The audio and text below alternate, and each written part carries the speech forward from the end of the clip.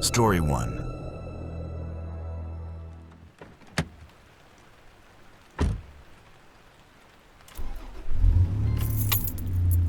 The night I left a man dying on Riverdale Road, I told myself it was just a bump. It was 3 in the morning, me hauling steel through the dark. Empty highway, no moon, my headlights cutting a tunnel ahead. I was bone tired, hands buzzing from caffeine and miles, trying to keep the rig between the lines. I saw him first as a flicker in the beams, a shape on the shoulder, lean, steady.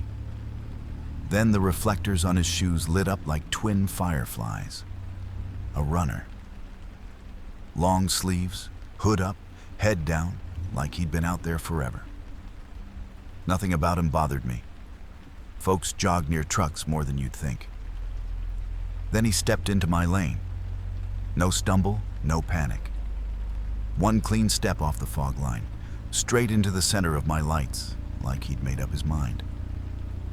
I hit the horn and the brakes hard.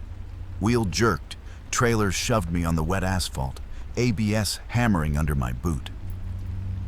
For half a heartbeat, he turned his head toward me. His face looked calm.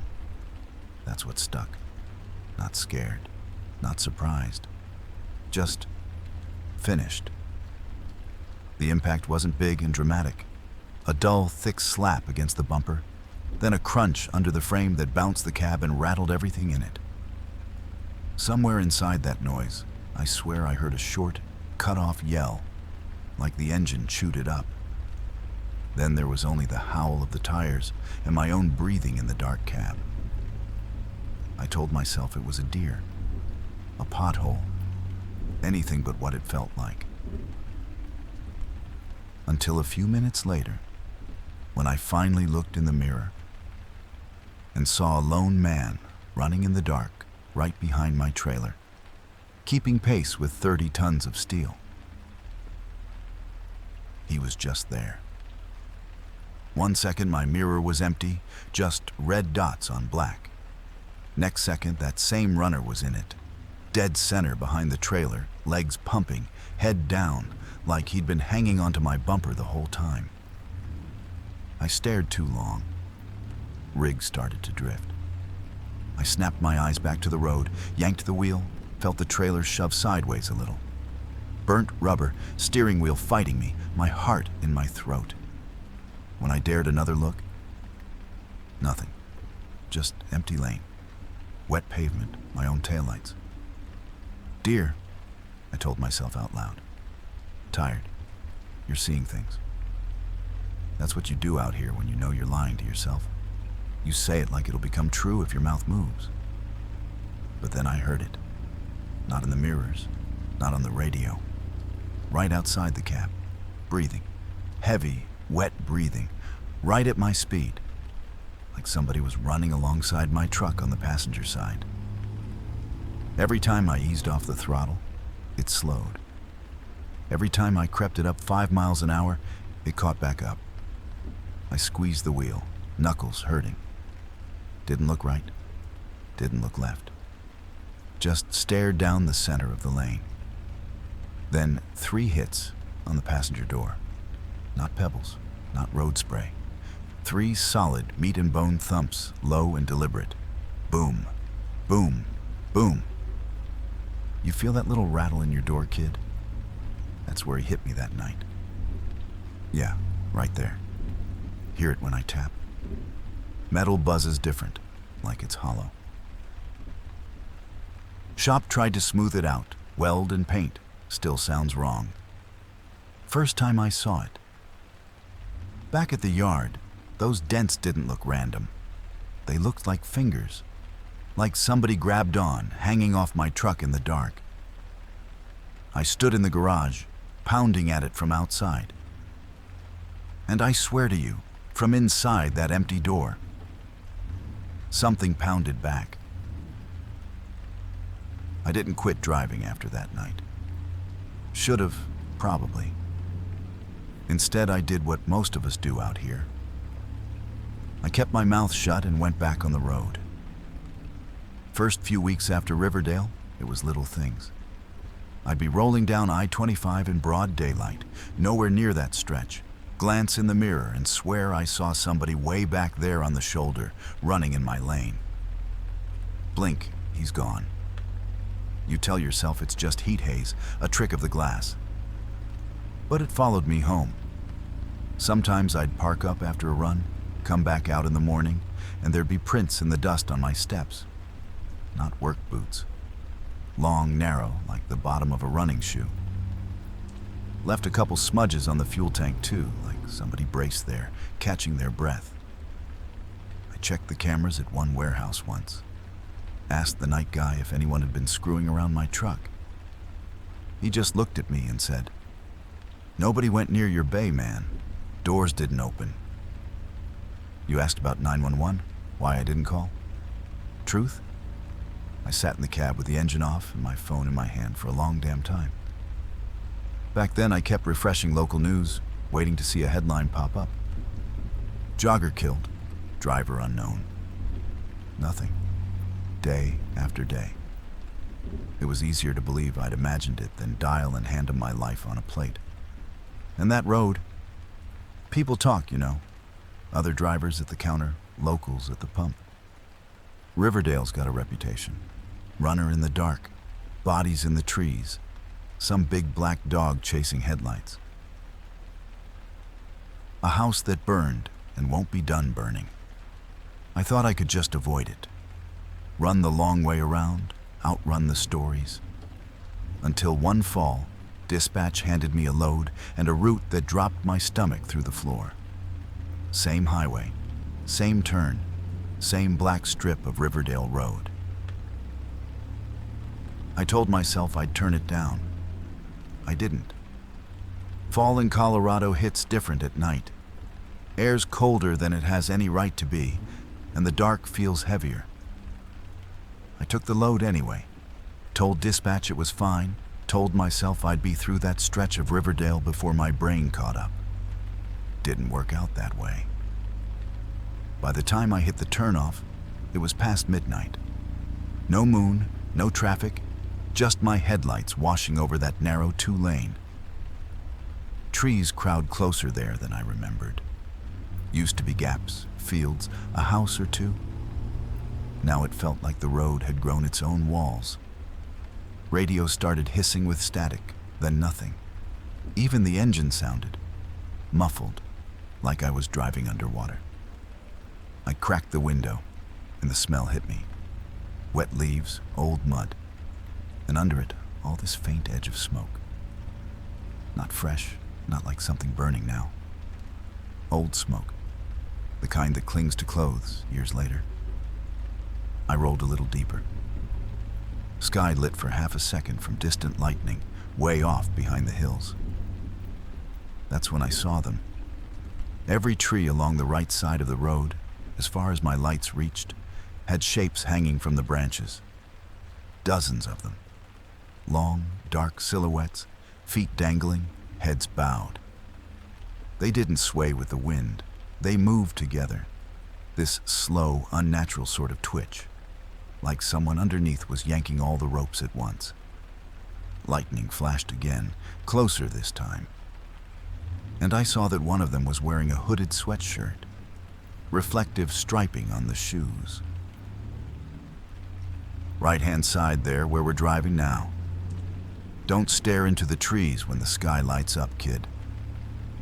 Sometimes they stare back. Right after that, my check engine light blinked on, and it felt like something hooked my trailer and started to pull. Engine didn't just die, it gave up. First there was that little tug, like I'd hit a heavy patch of wind. RPMs dipped, came back, dipped again. Then every light on the dash flickered once, twice, and the motor just coughed itself into silence. No bang, no drama, just off. You ever notice how quiet a road can get when your engine stops? 1 second you've got 800 horses singing under your feet. The next, it's just tire noise fading out and your own pulse in your ears. Out there on Riverdale, when I rolled to a stop, it felt like somebody had hit mute on the whole damn world. Radio was dead. I thumbed the switch, got nothing but a soft hiss, like someone breathing against the speaker. Phone had no bars, not one flickering, nothing. I sat there for a bit, hazards clicking, watching the red flash on the tree trunks. The smell of old smoke was stronger, mixed with damp dirt, wet metal. I should have stayed in the cab, right? Locked the doors, waited for a tow, done the smart thing. Pride'll kill you quicker than anything on the road. I grabbed my flashlight and climbed down. Gravel crunched under my boots, and something else. Lighter, quicker. I swung the beam along the shoulder. Tracks. Fresh, crisp prints from running shoes in the grit, pacing beside my truck, matching where the cab had stopped. They went forward a few yards, then just stopped. No turn, no scuff, no jump. Like the runner had stepped off the world. Why'd you get out, you ask? Back then, I figured the worst thing out here was some drunk with a rifle. Turned out I was wrong. Because when I looked past the trees, deeper off the road, I saw a soft orange glow pulsing between the trunks. And when I took my first step toward it, the sound of someone jogging in the dark started up, keeping pace with me in the brush. I told myself it was a farmhouse, maybe a porch light, some rancher wondering who killed his power.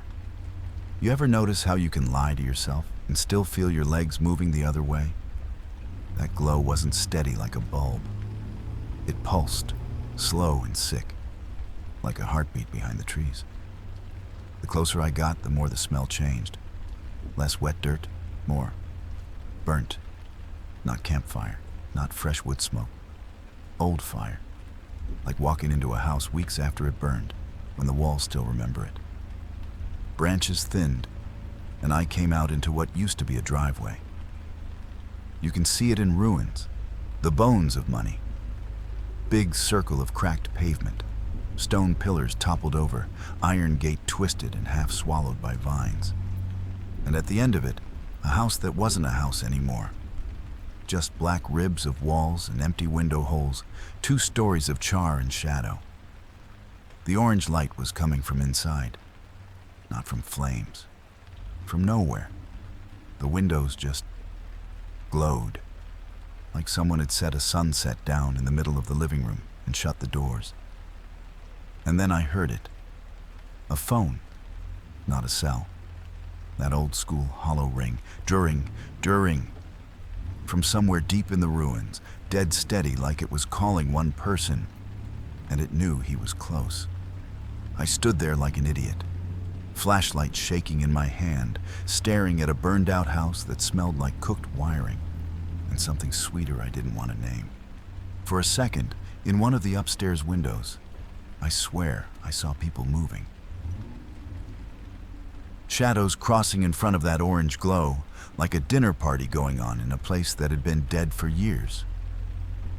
You ask if I went inside. I shouldn't have even stepped off the pavement. But I took one boot onto that cracked driveway. And that's when the phone stopped ringing. And I heard footsteps running across the empty floor toward the front door. I didn't wait to see who was coming to answer a phone in a dead house. Those footsteps weren't echoes. They were sharp and fast, slapping across bare floorboards I couldn't see, crossing rooms that didn't exist anymore. You could hear the distance close, 1, 2, 3, then right under the frame where the front door used to be. There was no door left, just a black, empty rectangle. Still, something hit it from the inside. Sounded exactly like a palm smacking hollow wood. Once. Then the whole shell of that place gave this tired little shudder, dust shaking off the charred beams. Whatever was in there stopped running. Silence rolled out of that doorway like smoke. That's when I decided I was done being curious. I backed up, turned away from the house, aiming my light down the drive, towards where the road and my truck should have been. I got maybe 3 steps before I realized I wasn't alone between the trees. He was standing there in the gap, about 20 yards off. Lean frame, hood up, hands at his sides, like he'd jogged all the way up and finally decided to stop. He lifted his head, slow. I saw the face the headlights had never shown me that first night. Cheek scraped raw, one side of the temple split and dark. And around his neck, just above the collar, a faint, ugly band, like the skin had been pressed in hard by something tight. You ever seen somebody who looked like they'd already done their dying? I took a step back. That's when the growl started. Low, not from him, from my left. A big black shape slid out of the brush. Dog, at least as high as my hip. Fur slicked with mud, eyes catching that orange ruin light, even though it had gone. Every step it took left darker marks on the driveway, like the concrete itself didn't want to hold it. It didn't charge. It stood between me and the runner, then angled its body, herding me back toward the road with slow, deliberate steps. On the way, under my boots, something cracked that wasn't stone. Light, splintering pops. I didn't point the flashlight down to check. You tap your boot on my step there, kid? Those deep scratches on the metal. Dog's nails. I slammed the same door on him when he jumped. And right about then, back then and now, something hit the sleeper hard enough to make the whole cab jump. You felt that, right? That hit on the back? That's not the road, kid. That's where he landed then, and where he lands now. Back there, when that dog jumped, the whole sleeper shook just like it did a second ago. I slammed the passenger door, hit the lock, scrambled over the shifter like a rookie, and dropped into this same seat, heart trying to climb out my throat. I killed the headlights. Out there was nothing but black and those hazard flashes ticking red on the trees. In here, it was just the soft glow of the dash and that stupid little dome light over our heads, making everything feel way too small.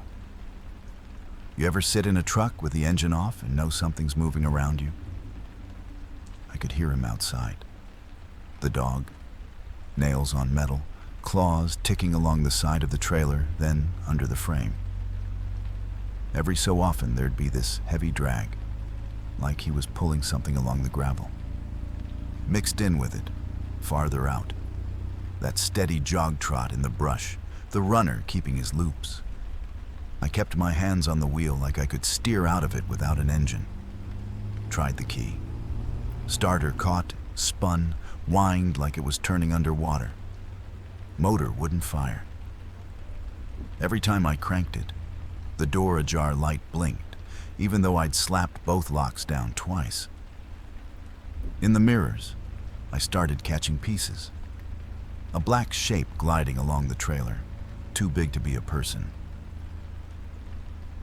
A lean figure in a hoodie standing off the shoulder, then somehow in the other mirror, a heartbeat later, like the road was skipping frames. Then I felt it. Right between my shoulder blades, through the seat, this light pressure, like somebody leaning there. Just enough weight to let you know they're in the sleeper and they're listening. Smell came with it. Wet dirt, old smoke, sweat. I looked up at the windshield, at my own reflection in the glass. There was a third face behind mine. Engine finally caught when I twisted the key again.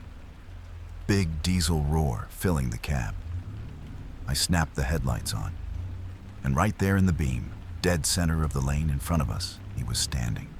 The runner, head up this time. His eyes were wrong. They shined back at me like that dog's. I don't remember deciding to move. 1 second I was staring at him in the headlights. That hoodie, that split temple, those animal eyes. Next second my foot was buried in the throttle and my hands were welded to the wheel. Rig surged. Engine screamed. For a heartbeat, he just stood there in the beam. Then he took one clean step to the center line. I blew past him close enough I should have clipped him again. No impact, no bounce. Just this sudden weight lifting off the truck like somebody had been hanging on the trailer and finally let go. Didn't stop me from yelling. I don't even know when I started shouting. Somewhere between first and second gear, I heard my own voice, raw and stupid in the cab. If I hit you that night, I'm sorry. I'm sorry I left. I'm sorry. Out the side glass, in the corner of my eye, the trees blurred by. No dog, no runner, no bodies. Just dark, the weird part. The sound stopped. No more jogging in the brush, no claws on metal. Radio came back in with some late-night host talking garbage like nothing had happened. Engine pulled clean all the way off that stretch. I didn't see the runner again, not like that anyway. You wanted dates, I get it. It was '09, late October, Tuesday night rolling into Wednesday, about 3 in the morning when I first hit him. I wrote it down after, like maybe someday I'd have the guts to look it up for real. You go quiet when I say that. I hear the seat creak when you shift. You dig around in that backpack like you've been waiting to do it. What you pull out isn't a phone. It's a crumpled printout, edges soft from fingers. I see the bold headline in the dash glow before you even pass it over. Jogger killed in hit and run on Riverdale Road. Driver still at large. Same year, same week, same hour. You swallow once and say, very carefully, that was my dad. Then you look me dead in the mirror and add, I've been trying to get in the right truck for years. You say it like you've practiced it in your head 1,000 times. I've been trying to get in the right truck for years. My hands go light on the wheel. For a second, I'm scared I'm gonna just let go. I look at you. Really look. You're not sweating, even with the heater not quite keeping up. Jacket's thin for this kind of night. Clothes are not old, but not new either. Like a snapshot from 10 years back. Your backpack's dry even though you climbed in out of the rain. Maybe that's nothing. Maybe I'm just trying not to see what's in front of me. I drag my eyes back to the glass. Nav screen's throwing that pale blue light over everything. The little arrow is right there on the strip of road we're on now. Riverdale RD. Feels like the letters are louder than the engine. Outside, the trees look the same as they did that night. Close, too close. No houses, no other headlights. Just that empty 2-lane and our beam eating it up 50 yards at a time. What do you want from me? I hear myself ask. Voice sounds smaller than I like. You don't answer right away. Just watch the road. After a while you say, depends, I guess. On what? On whether you keep driving or stop this time. Something taps the passenger door. Soft, then again, harder. That same old boom, boom, boom you heard when we started talking. Only now it's matched with that sound I remember better than anything else out here. Feet hitting pavement, not walking, running. I check the mirror. At first, there's nothing but red glow and blacktop. Then, way back in the lane behind the trailer, a shape falls into step. Head down, arms moving. Like he never got to finish that last jog. I ease off the throttle without meaning to. Needle dips, engine note drops. The shape in the mirror gains on us. You turn your head just enough that I see your eyes in the dash light. They don't shine like his. They're just tired. Your call, driver, you say. Been a long time since somebody out here did the right thing. My foot hovers over the brake. Out here on Riverdale, you never really drive alone. You just don't always know which seat they're in until you miss your exit. Yeah. I didn't see that article back then, the one you're holding. I watched the local news for a couple weeks after that night. sat in truck-stop diners, eyes glued to the ticker, waiting for jogger killed, driver at large. Never saw it. After a while, it was easier to believe there was nothing to find. So I stopped looking, stopped checking papers, stopped asking. If they printed your dad's story later under some other headline, I'd already made damn sure I wouldn't be the one to read it. Colorado's got its ghosts, kid. Roads that remember what you did.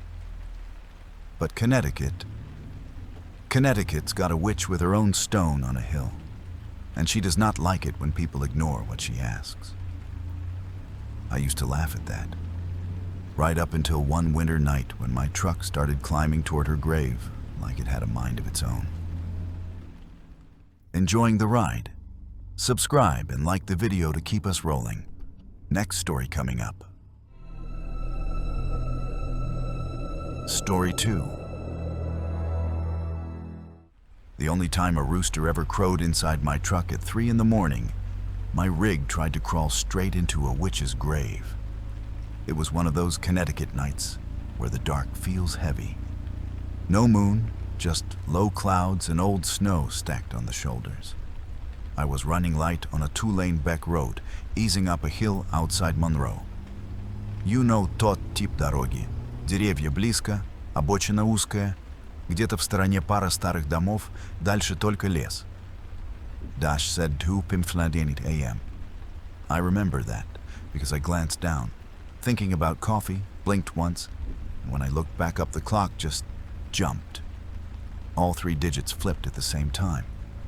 3-8er. Didn't even see the minutes move, just 3-0-0, like somebody said it by hand. Right then, in the dead quiet of the cab, something crowed. Not outside, not far off, like a farm. Inside, loud and sharp, right behind my seat, the way it echoes in a barn at dawn. It rattled in the plastic and glass, bounced around the sleeper. I damn near jerked the wheel out of my own hands. When I got my grip back, the steering had gone heavy, like somebody big had leaned on it from the passenger side. The truck started to drift right, slow at first, then more, nose angling toward the guardrail and the dark drop beyond it. I hit the brakes, feathered the trailer, swore, fought it. Chains hissed on the packed snow. The beam of my headlight swung and caught a stone wall, then a little hill crawling with old headstones. Up at the top of the rise, dead center in my lights, was a plain vertical slab with a name worn into it and a scatter of coins shining on its face. Hannah Crana. I stood on the pedal, every muscle locked. The hood stopped climbing with maybe a yard left before I kissed that stone. In the side glass, for just a heartbeat, I saw a woman in black standing over the grave, hands folded, watching my truck like she'd been waiting for it all night. Then the dash went deadly quiet. Every hum and rattle sucked out of the cab. And the rooster crowed again, this time so close it sounded like it was sitting right on the roof above my head. That hill wasn't where that night started. That was just where she stopped being polite. A few hours earlier, everything looked normal. Snow wasn't coming down as hard yet, just that dirty Connecticut slush on the shoulders. I'd parked up at this little diner outside Monroe, chrome stools, coffee that tasted like someone boiled sadness, old guys half asleep over pie. Eddie was with me back then. Young, loud, the kind of co-driver who thinks nothing bad ever really sticks. We were working our way through meatloaf when the talk at the counter shifted to local stuff. You know, kids today. Taxes, bad roads. Then somebody said her name. Hannah Crana. Old boy in a camo hat started in about the Witch of Monroe. How she cursed neighbors. How her rooster, old Boreas, would crow at the wrong time whenever somebody was about to die. Another added the funeral story. Winter. Coffin on a sled that just wouldn't stay put. Sliding off again and again until they finally gave up and carried her up the hill by hand after dark. House burned to the ground, that same night. Eddie snorted into his coffee. Yeah, sure. Witch with a pet chicken wrecked your granddaddy's sled. Couple of them gave him a look you don't mistake. Not angry, just sorry. We paid up and stepped out into the cold. Diner's neon buzzed behind us. Across the road, behind a low iron fence, sat that same little graveyard I'd just tried to drive into. Gregory's Four Corners. Up on the rise, you could pick out one stone standing cleaner than the rest. Near the gate, a bundled-up old woman watched us. Leave what you bring, she called. Don't take what's left for her. She likes her wishes obeyed. Eddie grinned, pushed the gate with his boot, and headed straight for the hill. Eddie went up that hill like it was a joke. I followed slower. Snow had crusted over, every step crunched. Up close, her stone was even plainer than it looked from the road, just a tall slab, Hannah Crana carved deep and dark. No angel, no fancy scroll, just a name and dates worn soft by weather. All over the flat face of it, people had left things. Pennies, a couple quarters, rusted buttons, a tiny plastic rooster, a kid's toy car. They were piled up in this odd little scatter like they'd grown there. Eddie whistled low. She's running a damn toll booth. He reached out before I could say anything and plucked up a coin. Not a bright copper. An old dark cent, edges smooth from hands. He spun it once between his fingers, smirk crooked. Behind us, the old woman's boots squeaked up the hill. Leave what you bring, she said again, breath smoking in the air. Don't take what's left for her. You boys don't want her looking your way. Eddie tossed the cent in the air, caught it. If the witch wants it back, he called down, she knows where to find me. He dropped the coin in his pocket like it was nothing. Somewhere down in the trees to our right, just beyond the fence line, something gave a short, ragged crow. Not loud. Not enough for anyone else at the diner to look up. But it crawled right under my skin. We went back to the truck after that. Hooked up, checked lights, slid into the seats. Route on the GPS showed a little detour around a wreck on the interstate, cutting us through the back roads by Monroe and Trumbull. You see that clock on the dash there, kid? Couple hours after he pocketed that cent, we were rolling toward that hill again, snow darker, woods closer. And I watched those numbers freeze on 3 how, like somebody else had their hand on my night. You already know how close I got to that stone. What I didn't tell you was what came after I got the rig stopped. For a few seconds, I just sat there, heel buried in the brake, knuckles white on the wheel. Engine was still idling, but it sounded far away, like it was coming through a wall. All I could really hear was my own breathing and that last echo of the rooster bouncing around inside the cab. Coins on that grave caught the light like eyes. Her name on the stone looked deeper than it had any right to, cut into the rock like a warning. I didn't see the woman in black again when I blinked, just the hill, the wall, the cemetery. I eased off the pedals slow, dropped it into reverse, felt the tires bite. Backed away from the stone a few feet at a time, like if I moved too fast, something would shove me right back up there. When I finally straightened out on the lane and put it in drive again, the clock on the dash still said 3 das. Didn't tick once. You ever drive a road that sounded wrong under your tires, kid? I nudged the wheel with my thumb.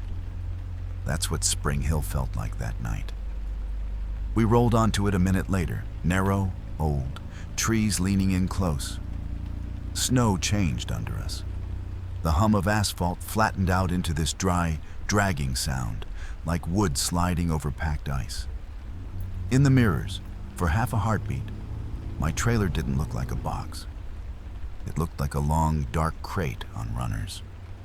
Up ahead, the headlights found people. A whole line of them across the road coming toward us. Thick coats, old hats, faces shadowed. 4 of them had their shoulders hunched under something long and dark, a coffin shape, easy as reading. I hit the brakes. Eddie swore. Nobody in that line even glanced up. The truck should have plowed right through them.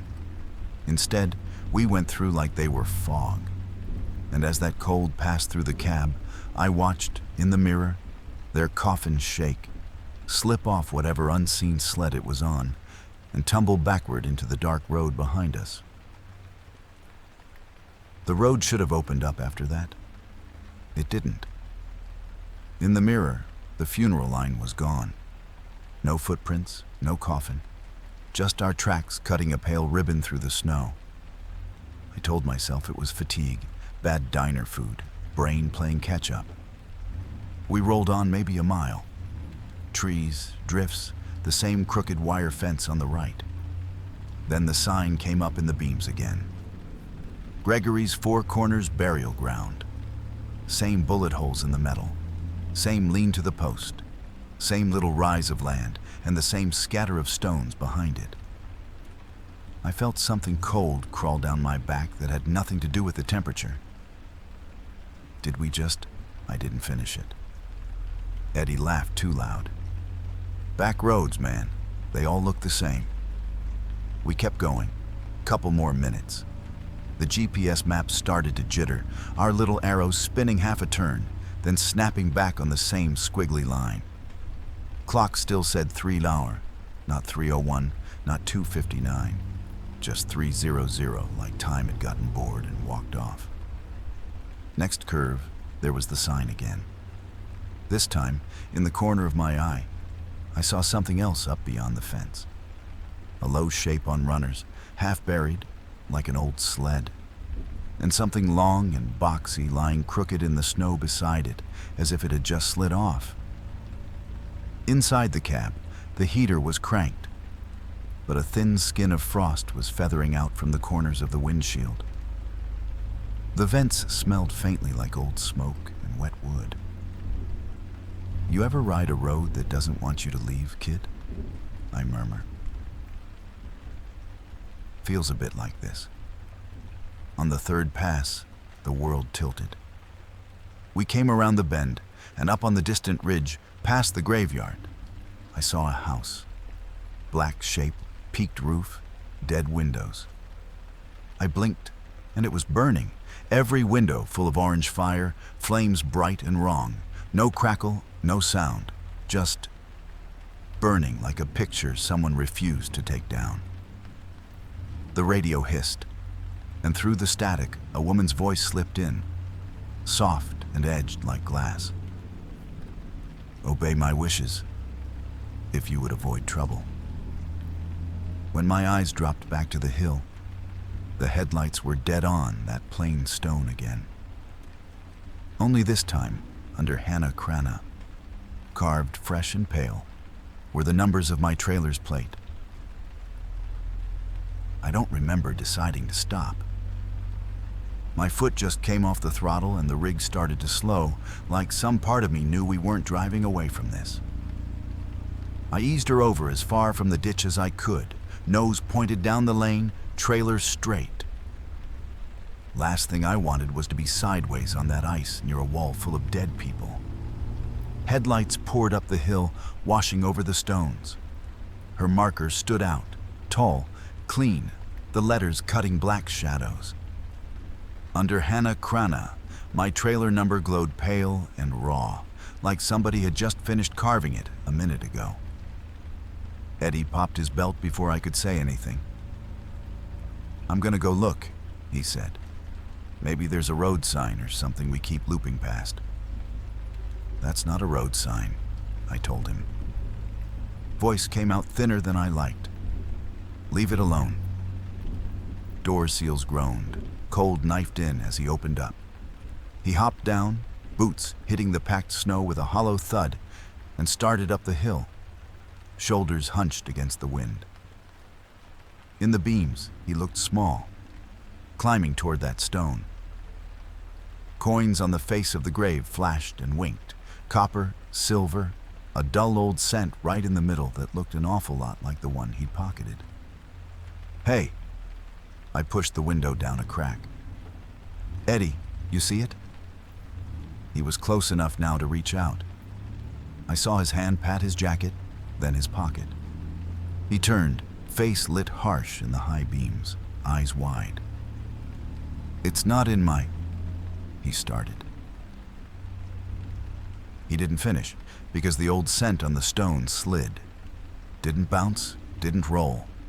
It just moved like a bug, scraping slow across the flat face to the exact center, then sank, vanished into the rock without a mark, like the stone had swallowed it. The cab shuddered. Behind me, deep in the frame, something clanked and sighed. The parking brake handle jumped a notch on its own, airlines coughed, and I felt the whole truck give this eager little lurch forward, nose dipping toward the hill.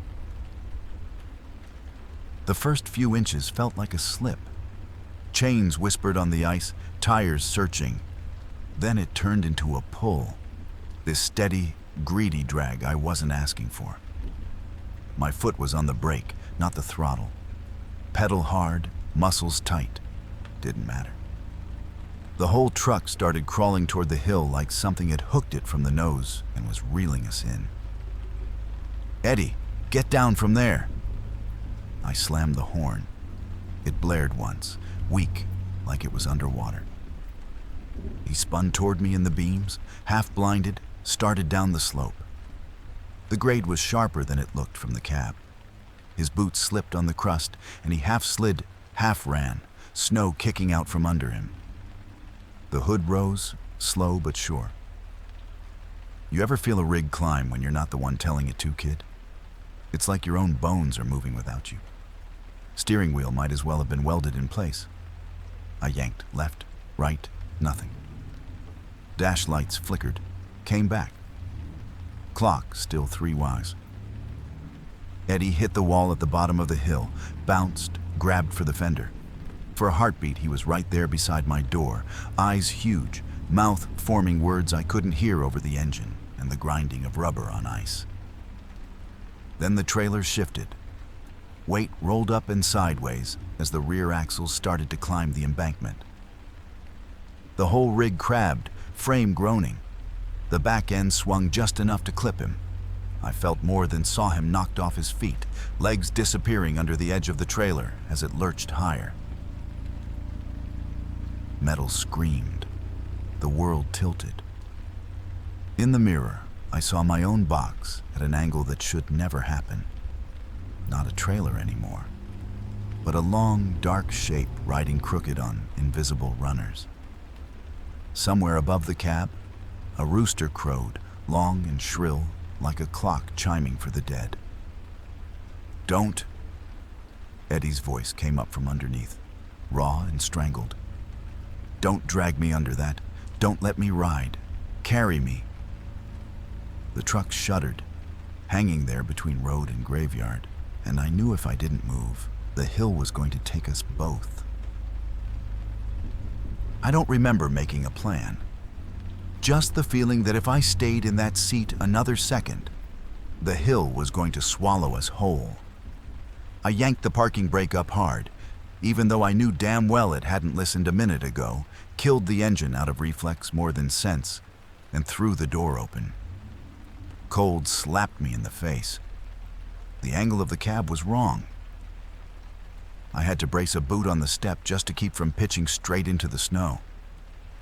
The sound under there was bad. Metal ticking as it cooled, the creak of weight thinking about shifting, and Eddie's breathing, short, wet, panicked. I dropped down, boots sliding, grabbed the handrail, half fell against the side of the trailer. He was wedged under the edge, legs twisted in a way that turned my stomach, pinned where the frame had ridden up onto the bank. His hands were scraping at the snow, trying to pull himself free and just digging holes. "Don't drag me," he gasped when he saw me. Don't don't let me ride. He meant the way we'd heard it. Coffin on a sled, bouncing and sliding, never staying put. You ever have a moment, kid, where you know exactly what you're supposed to do and every part of you is screaming it's impossible? I jammed my shoulder under the lip of the trailer, teeth gritted and heaved. Something in my back lit up white hot. The box groaned, shifted an inch, enough for his legs to slide. I grabbed his jacket, hauled, and he came loose in a rush of snow and pain. He went limp in my arms. Too heavy, dead weight, head lolling against my chest. I picked him up anyway. One step down the slope, then another. The snow grabbed at my boots. Every footfall felt like it belonged to somebody else. In the corner of my eye, there were shapes walking with me. Men in old coats, shoulders bowed under a long, dark box only they could see. Their feet landing in time with mine. Up on the ridge, that house was burning again. Windows full of orange that didn't throw heat. The air around us stayed knife cold. Somewhere above it all, a rooster crowed once for every step I took.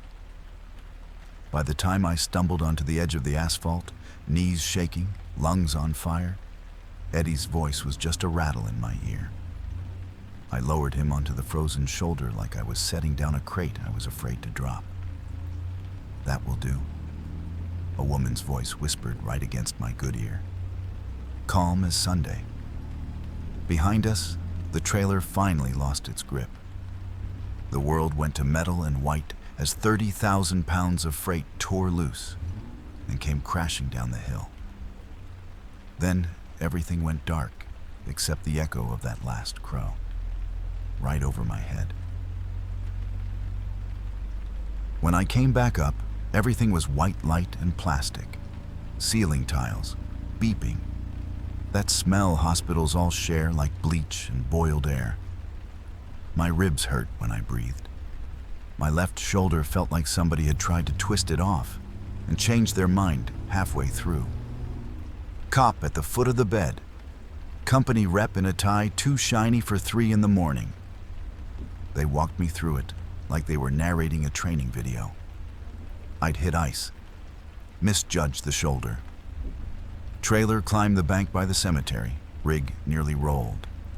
My heroic actions pulling Eddie clear probably saved me from manslaughter charges. That's how the report read. They said weather. They said fatigue. Nobody said rooster. Nobody said witch. Eddie didn't make it. Died on the way in. Chest crushed, internal bleeding.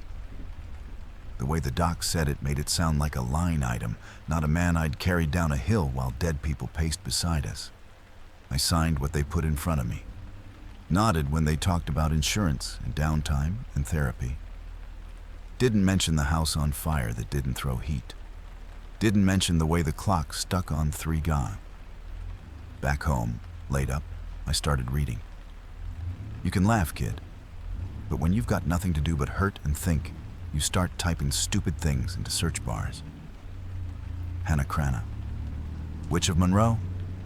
Old Boreas rooster. Funeral sled wouldn't hold coffin. Every story I found matched what we saw too close for comfort. They carried her up that hill after dark because the coffin wouldn't stay on the sled. Her house really did burn the night they put her in the ground. Folks claimed her rooster screamed at the wrong hour when someone was about to die. Couple months later, when I could drive more than a mile without my hands shaking, I went back. Parked farther down this time. Walked up the road alone in daylight, boots sliding on old snow, until I was standing in front of her stone like a man reporting back to his boss. Coins, buttons, toys, little offerings piled up on the flat face. There was no sign of Eddie's scent, but right on the edge of the stone, away from the others, lay a single dark coin with its rim warped and blackened like it had been through a fire. I put my last dollar down next to it, set my old truck stop key tag beside the pile, and I said out loud, For whoever cared to listen, you got what you wanted. We're square. When I turned to go, the snow under my boots didn't crunch. It made that dry sliding sound you only hear when something heavy moves on runners. We're not in Connecticut tonight, but I still keep half an eye on the clock. Old habits, old debts. You've been quiet since I finished. Outside, it's just wet blacktop and the smear of other people's taillights far ahead. Wipers thump, engine hums. Somewhere way back in that trailer, freight shifts and settles. I never went back up there after dark, I say. Daytime was enough. After that, I started giving every little roadside grave more room than a state trooper with his lights on. You huff a little. I'm from up that way, you say finally. Monroe. We still talk about her. Hannah. Kids dare each other to take a coin off her stone. Yeah? I glance over. And how's that work out for him? You don't smile. Some get away with it, you say. Some don't. My cousin's friend crashed his pickup not far from there.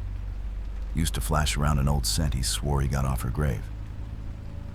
Your hand turns a little in your lap, and the dash light catches something between your fingers.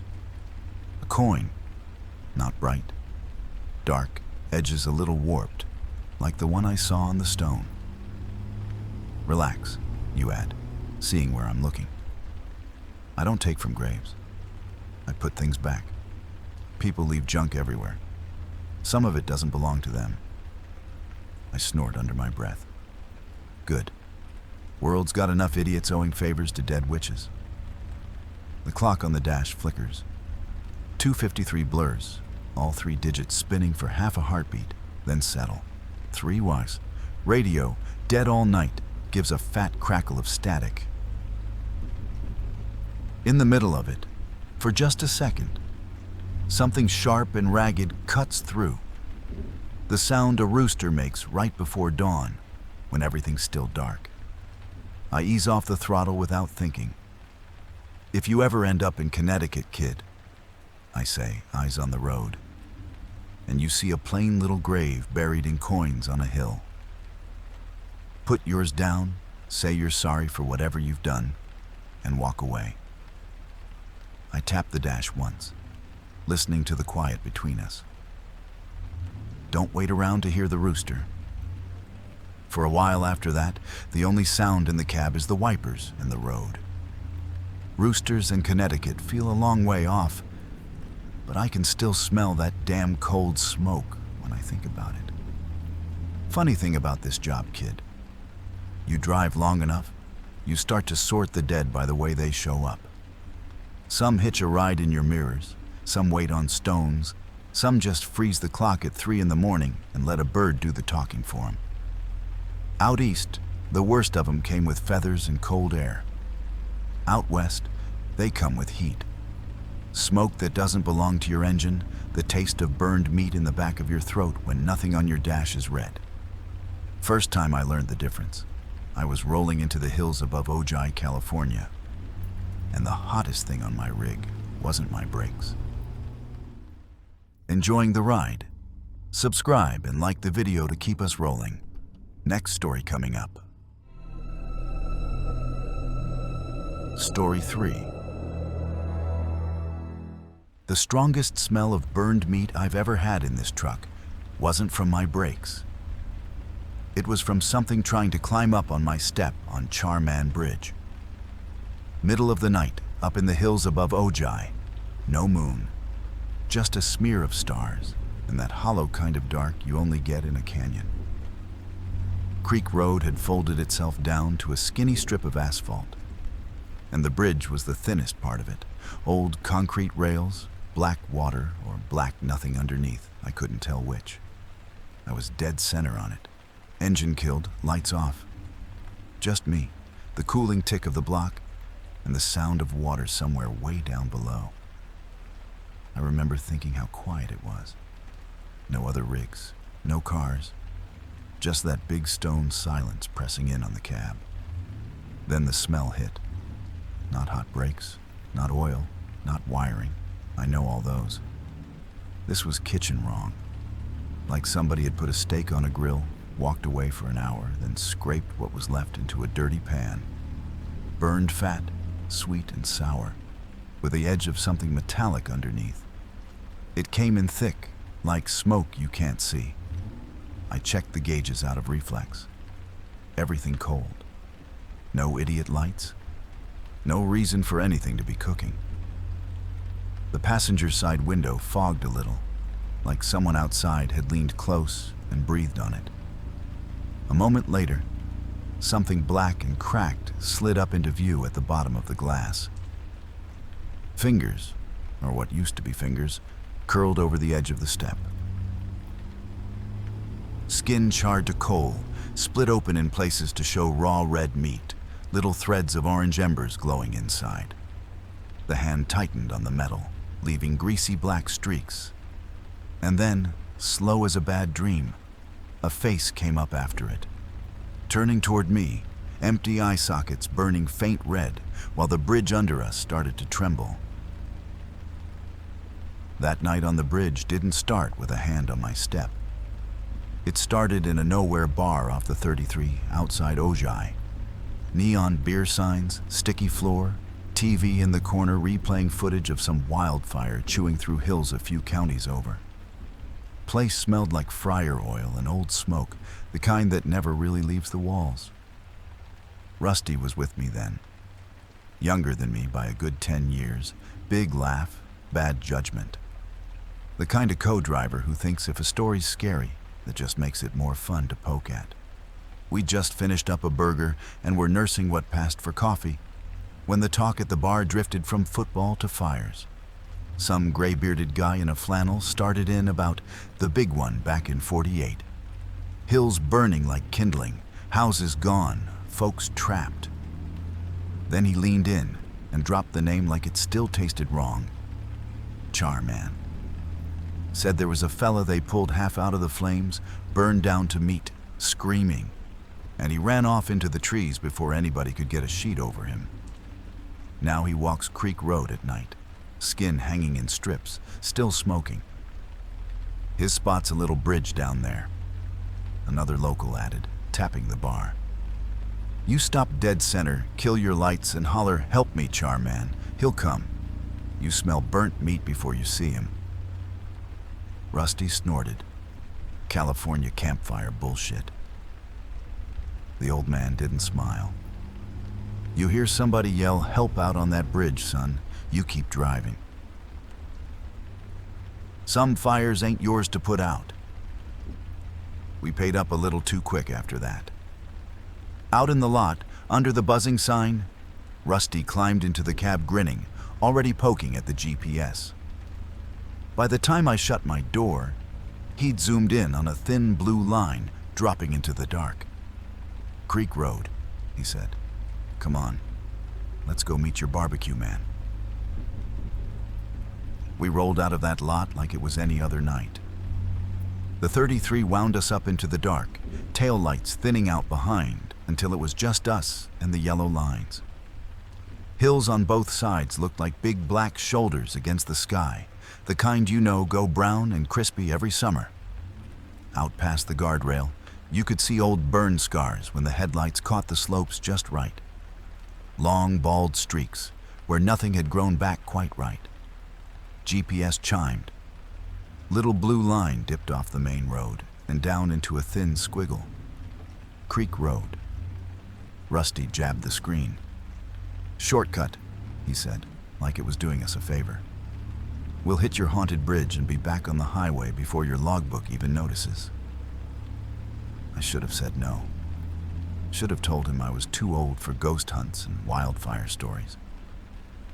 Instead, I grunted something about watching his mirrors and took the turn. Creek Road was tighter, meaner. Trees leaned in close, eucalyptus and oak, their trunks black in places where fire had kissed them years back. The sound changed too. No more high-speed hum, just the steady hiss of tires on old patched asphalt, and, far below on the right, a river whispering in the dark. You ever feel a road get narrower by the foot, kid? Like it's trying to funnel you somewhere? Around one bend, the world opened just enough to show concrete rails ahead, pale and low in the beams. The bridge didn't look like much. No sign, no lights, just a skinny span over a drop I didn't want to think about. Rusty slapped the dash. That's it. Charman Bridge, Deluxe Edition. Center it up for me. I eased us out, nose dead straight, until the rails were even with my doors. Then I did the stupid thing he asked for. Killed the engine, killed the lights. The universe went black around us. For a second, all I could hear was the tick of hot metal cooling and water moving somewhere under my feet. "Showtime," Rusty said, and popped his door. Door thumped shut behind him, and the cab felt suddenly smaller without his noise in it. I watched him in the windshield, just a darker shape against the dark, boots clunking along the center line of the bridge. No rail lights, no shoulder lamps, nothing. Just him and that pale stripe of concrete hanging over whatever was down there. He stopped dead center, turned back toward me, and gave a little stage bow I could barely make out. Then he cupped his hands to his mouth and yelled, big and theatrical, "Help me, Charman!"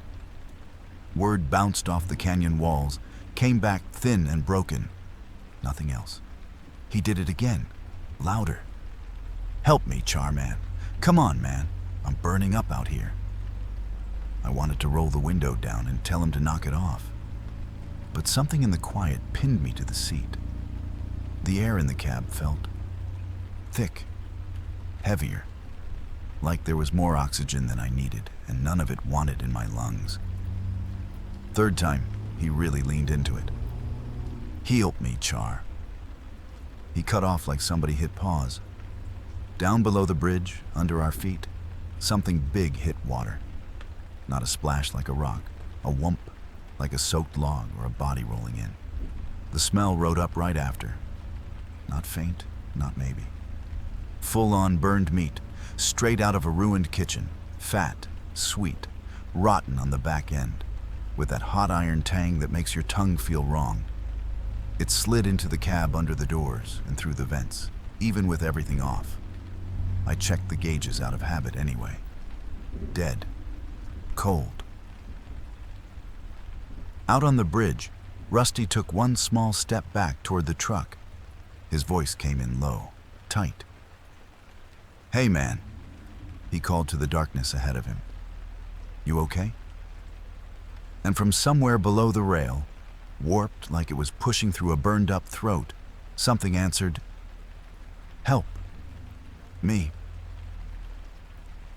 I was out of the cab before my brain caught up.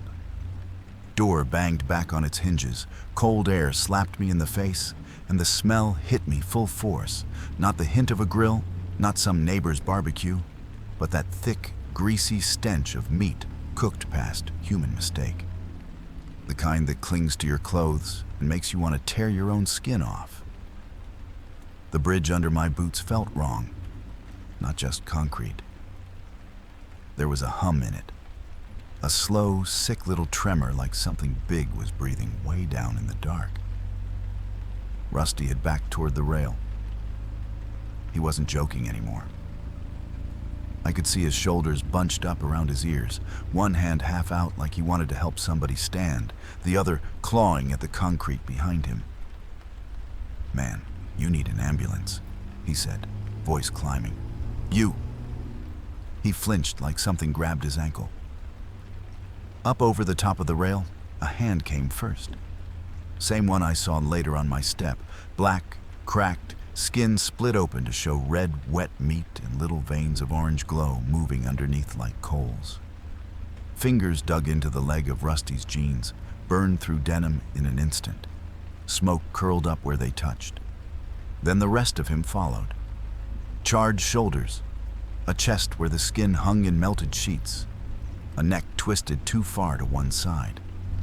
And that face, no lips, teeth bared in a forever snarl, eye sockets mostly empty, but not all the way. Something wet and glinting down in the holes.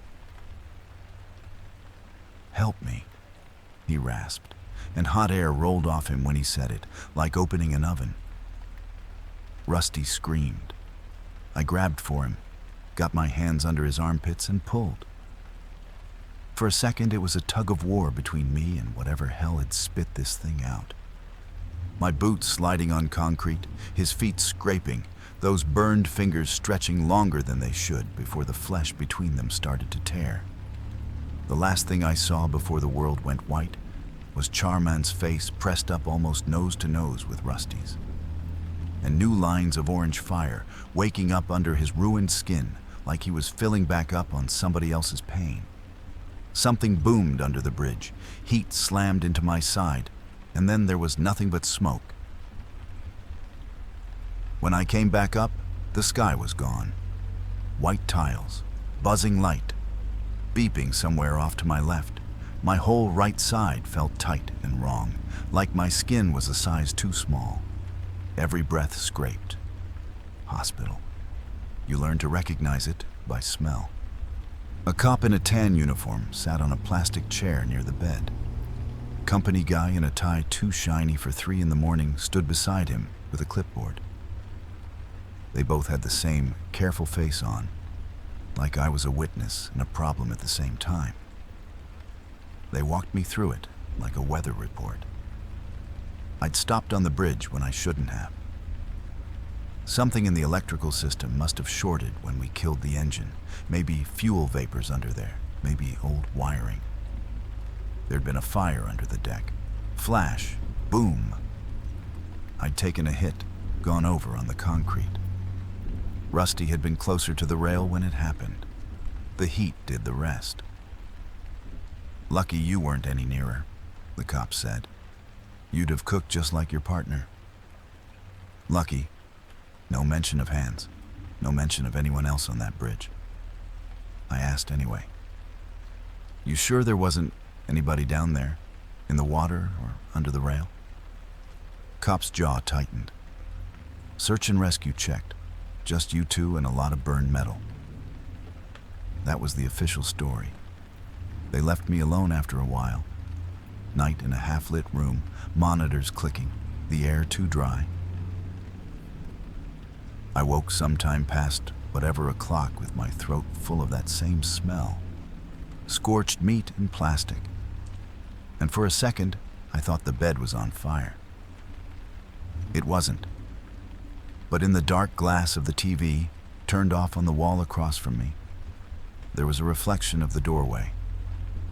And in that reflection, just for a breath, I saw a black, slumped shape standing there. Shoulders smoking, head tilted like it was listening to my heart monitor. I blinked, and it was just an empty hall again. I told myself it was meds and a bad conscience, kid. Right up until the night I smelled him again, and this time he wasn't hanging off my truck. Couple years went by where I gave that whole stretch of country a wide berth. Dispatch would float anything with Ojai in the notes, and I'd suddenly remember a dentist appointment 3 states over. When I couldn't dodge it anymore, I made damn sure my route didn't go near Creek Road or that bridge. Highways only. Lights, traffic, civilization. Places where ghosts ought to feel out of place didn't help. One night I was rolling south, light load, just me and a line of red eyes way off ahead. Hills on the right had that same burned look. Patches where the grass never quite came back right. I'd fallen in behind this old white camper, paint chalky, one of those boxy things with a little ladder on the back. Nothing special. Couple stickers. One brake light a little dim. We just 8 miles together for a while. Then the smell slid in. Not strong at first. Just a little tickle of grease on the air that didn't fit with clean night and highway. I checked my temps, feathered the brake, sniffed the vents. Everything on my dash said normal. Nose said otherwise. By the time I really believed it, the smell had gone thick and sweet. crawled up the back of my throat. I checked my mirror again. For a second, in the wash of my headlights, I saw something on that rear ladder. Not a tarp, not a bike. A shape. Dark, curled. One arm hooked over the rung, the other dragging along the camper door, leaving black smears. Head turned too far, watching me. Little orange points glowing where eyes ought to be. I could have laid on the air horn, flashed him, tried to get him pulled over. I tightened my grip on the wheel and eased into the other lane instead. I smelled the fire before it started, I tell you, and I kept driving. Next morning, the news had a shot of a burned-out camper on that same stretch. They didn't have to zoom in much for me to recognize the ladder. And now, I tapped the GPS with one knuckle. This thing thinks we should drop down toward Ojai again. Computers don't believe in curses, I mutter, more to the windshield than to you.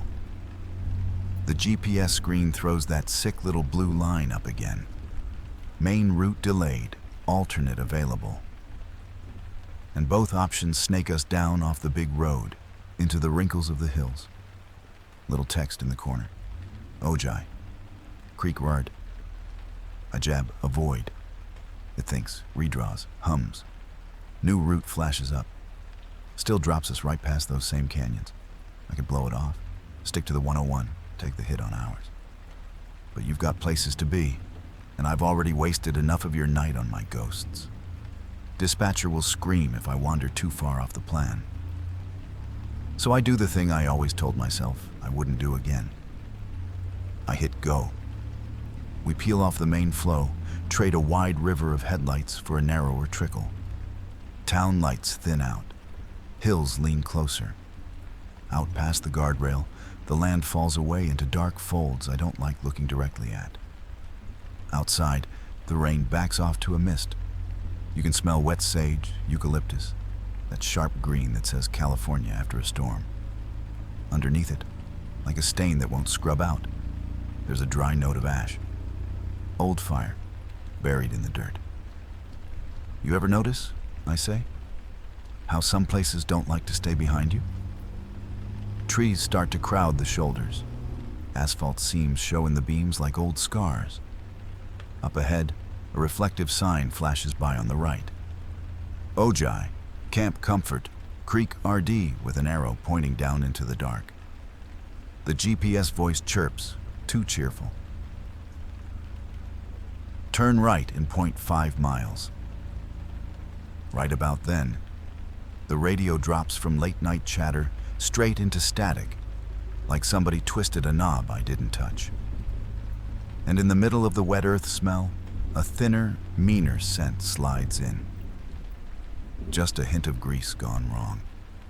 Enough to make the back of my tongue remember that bridge. Yeah, I say softly. More to the road than to you. We're getting close. We drop onto Creek Road almost before I'm ready. 1 minute it's just a name on a green sign. The next, the truck is nosing down a narrow, wet ribbon between trees that lean in like they want to listen. The mist thickens, headlights pushing yellow tunnels through it. Pavement feels older here, patched and scabbed. The smell comes in slow. Not a punch this time. A creep. Wet earth, damp bark, and under it, a thin streak of something cooked too long. By the time we round a blind curve and the world opens up around a shallow bend, it's thick enough that I can't pretend it's imagination. The bridge shows up out of the dark like it's been waiting. Same low concrete rails, same drop off either side into black. Only difference is the pickup already parked there. Old Ford, dark color, sitting at an angle dead center of the span. No lights on. Driver's door hanging open like a mouth. I ease us down, hazard flashers ticking. There's just enough room to ghost past if I thread the needle. Every instinct I've got says, don't stop. Every safety poster I've ever seen says I should. Beside me, you shift, leaning forward to squint through the glass. Maybe somebody. Don't say it, I snap, sharper than I mean to. Not that word, not on this bridge. You look at me like I've lost it, but you close your mouth. We crawl onto the concrete. The rails slide by a foot from the mirrors. The pickup drifts closer in the beams, driver's seat empty, cab dark. Radio is nothing but quiet static now, like the truck is holding its breath. Halfway across, the smell of burned meat slams in, all at once. Fat, sweet, wrong. The kind that sticks to your tongue. Under our feet, just on the other side of the floorboard, I hear it. Help, me. Soft, bubbling, like it's dragging itself through smoke. You start to say something anyway, a reflexive, maybe we should. And I cut you off with a barked no. Just as the passenger side mirror goes dark at the edges, black handprints blooming up the chrome like someone grabbed on from below. And then, just where the step is, something charred and cracked hooks over the metal, pulling itself up. He comes up faster this time. That hand hauls a whole arm with it, then a shoulder, then half a chest, all black and split and smoking. By the time you suck in a breath, his face is in the passenger window, right there, a foot from yours. Melted skin hanging in strings, teeth bared because there's nothing left to cover them. Eye sockets raw and dark with little pinpricks of ember glow down inside. Glass fogs in a circle where his breath hits it. Help me, he rasps. And it's hotter than it has any right to be. Words rolling into the cab like oven air. It burns. You flinch toward the door, like instinct is trying to open it for him. Don't, I bark. Don't look at him. Don't answer. He ain't asking for the kind of help we can give. His fingers claw higher on the step, nails leaving gouges in the metal. Black streaks run across the bottom of the glass where he drags his hand up, slow. The whole truck vibrates now, bridge humming under us like a plucked wire. Radio static spikes, a thin shriek of feedback needling the air. The engine coughs once, twice, like it's thinking about quitting. I mash the throttle. For a heartbeat, nothing happens. Then the motor catches, hauls, and the rig lurches forward. Charman slides down the door, burned hands smearing a greasy print as the truck drags away from him. He slams his head against the window once, hard enough to spiderweb the outer glass. Then he's gone from your sight line. In the mirror, I get one last look. Him standing dead center on the bridge between my receding taillights and that empty pickup, arms outstretched, smoke boiling off his shoulders like the fire never stopped. The smell rides with us for a mile, then thins. The radio snaps back to some late-night DJ talking about nothing. Hills pull away, road widens, world pretends it's normal again. I let you sit with it a while. Just the wipers and the tires, and you're breathing a little too quick. Out here, kid, I say at last. Some fires don't go out just 'cause you can't see the flames anymore. You smell barbecue where there's no grill, you're near Ojai, and somebody under your wheels whispers, "Help me," like the words got burned into him. You keep driving. I tap the inside of the passenger door with 2 fingers, where you can't quite see the faint, greasy outline of a blackened handprint, unless the light hits just right. Not every voice on the road is meant for you to save. For a while after that bridge, all I could smell was smoke, even when there wasn't a cloud in the sky. You ride long enough, kid. You start putting the things that come for you into piles in your head. Fire that never goes out. Folks who don't know they're dead yet, still running behind your trailer. Old women who sit on graves and wait for you to get clever. You learn to spot the patterns or you don't last. Thing is, once you've seen what burns, what hangs on the side of the road, you start to think you've got the highway's tricks mostly mapped. Heat, shadows, bad stretches of blacktop. Then I went north. Way north. Up where the map's mostly white and blue, and they've got a whole triangle of country that just eats people and keeps the paperwork.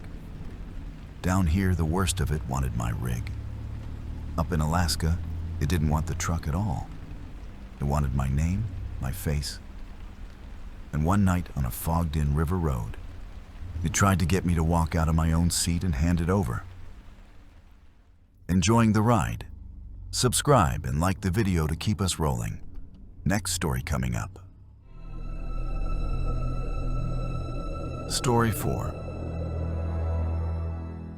The only time I heard my own voice calling me from a riverbank while I was still sitting in the driver's seat was in the Alaska Triangle, the night the otter men tried to wear me.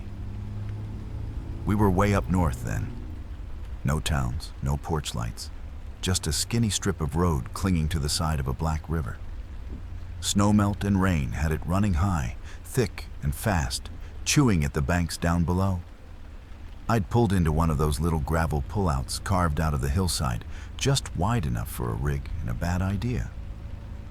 Engine was idling low, a steady diesel heartbeat under my boots. Outside, the world was nothing but fog and the hiss of sleet on metal. Headlights didn't go far. They just lit up a white wall.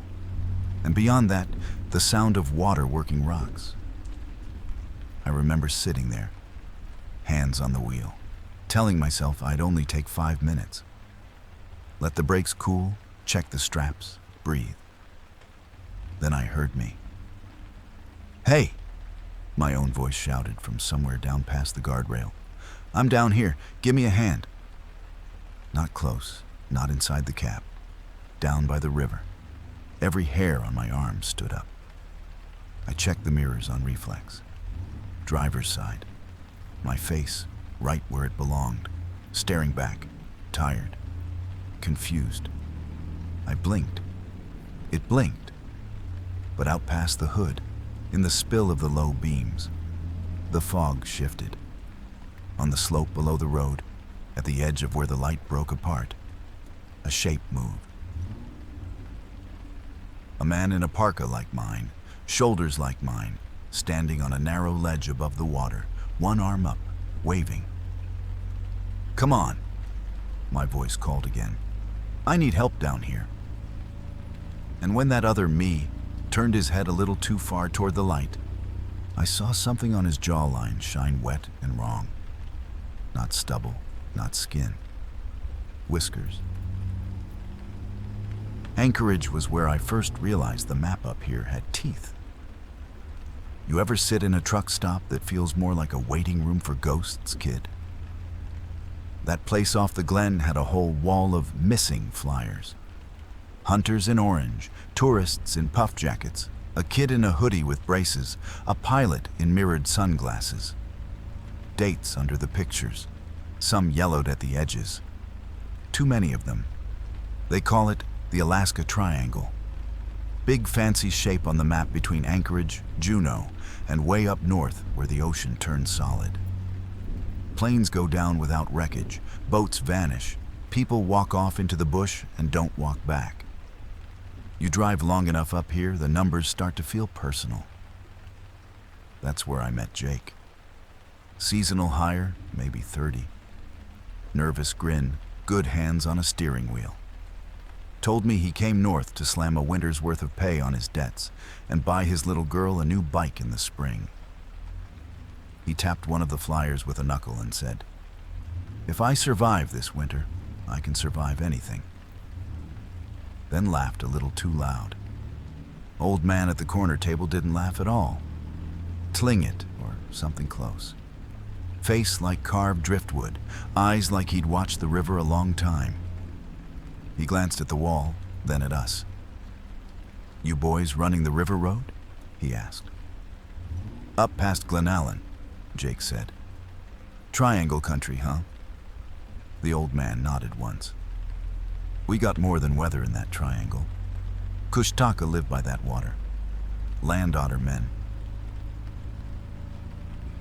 They steal your voice, call you to the bank, wear you like a coat when they're done. He leaned closer. 3 rules. Don't whistle by the river at night. Don't answer cries for help from the fog, and keep copper and fire close. Copper burns their skin. Flame makes their faces slip. He slid an old dull copper coin across the table to me. Put that in your pocket, he said. If something smiles wrong at you out there, touch it with that. See what you're really riding with. Jake smirked, but his eyes tracked the coin all the way into my hand. Triangle really starts a couple hours outside Anchorage, where the lights thin out and the road forgets what guardrails are for. We rolled north on the Glen with a light load and too much weather. Snow that couldn't decide if it wanted to be sleet. Wind that shoved at the side of the trailer like it was bored. On the right, the river ran dark and wide. A long black scar cutting through white. Radio was in and out, but one bulletin kept fighting through the static. 2 snowmobilers overdue out of some village upriver. Last seen heading into backcountry near the Triangle. Chopper grounded by wind. Troopers monitoring the situation. Man, how do you just not come back? Jake muttered, watching the white lines disappear under the hood. Same way you do anywhere, I said. You make one bad decision in the wrong place. He snorted, but it didn't sound like he believed himself. The farther we got, the emptier it felt. No houses, no porch lights, just the occasional handmade cross stuck in a drift by the shoulder. A little plastic angel on one, a faded ball cap on another. Here and there, somebody had stacked stones into neat little cairns at the edge of the gravel, like the land was keeping its own tally. We eased past a spot where the plow had cut a wider patch, and I saw a kid stuffed bear, half buried in snow at the base of a marker. Couldn't help flicking my eyes to the river. That's when I heard it. Not the radio, not the engine. A whistle, thin and clear under the wind. Low, then high, then low again, coming from somewhere down in the dark, cut where the water ran. You hear that? I asked. Hear what? Jake said. By the time I shut my mouth and turned the volume up, it was gone. Just the moan of the storm and the faint hiss of the river. Out at the edge of the headlight wash, for half a second, I could have sworn I saw 3 shapes standing up on the ice. Long, slick, too tall for otters, too wrong for men. We pulled off when the road started to feel more like a rumor than pavement. Just a little gravel pad scraped out of the hillside, barely room to straighten the rig. River was down there somewhere in the dark, chewing at ice and rock. I could feel it more than hear it, a low constant weight under the wind. Brakes are running hot, I lied. They weren't. I just wanted a minute to make sure my hands weren't shaking as bad as they felt. We set the brakes, air hissing into the cold. Engine stayed on low idle, one steady, comforting sound in a world that didn't have a lot of those left. I grabbed my gloves, popped the door, and stepped out into a slap of wet wind. Jake came around his side, collar up, flashlight in hand. Quick walk around and a smoke, yeah? He said, breath puffing white.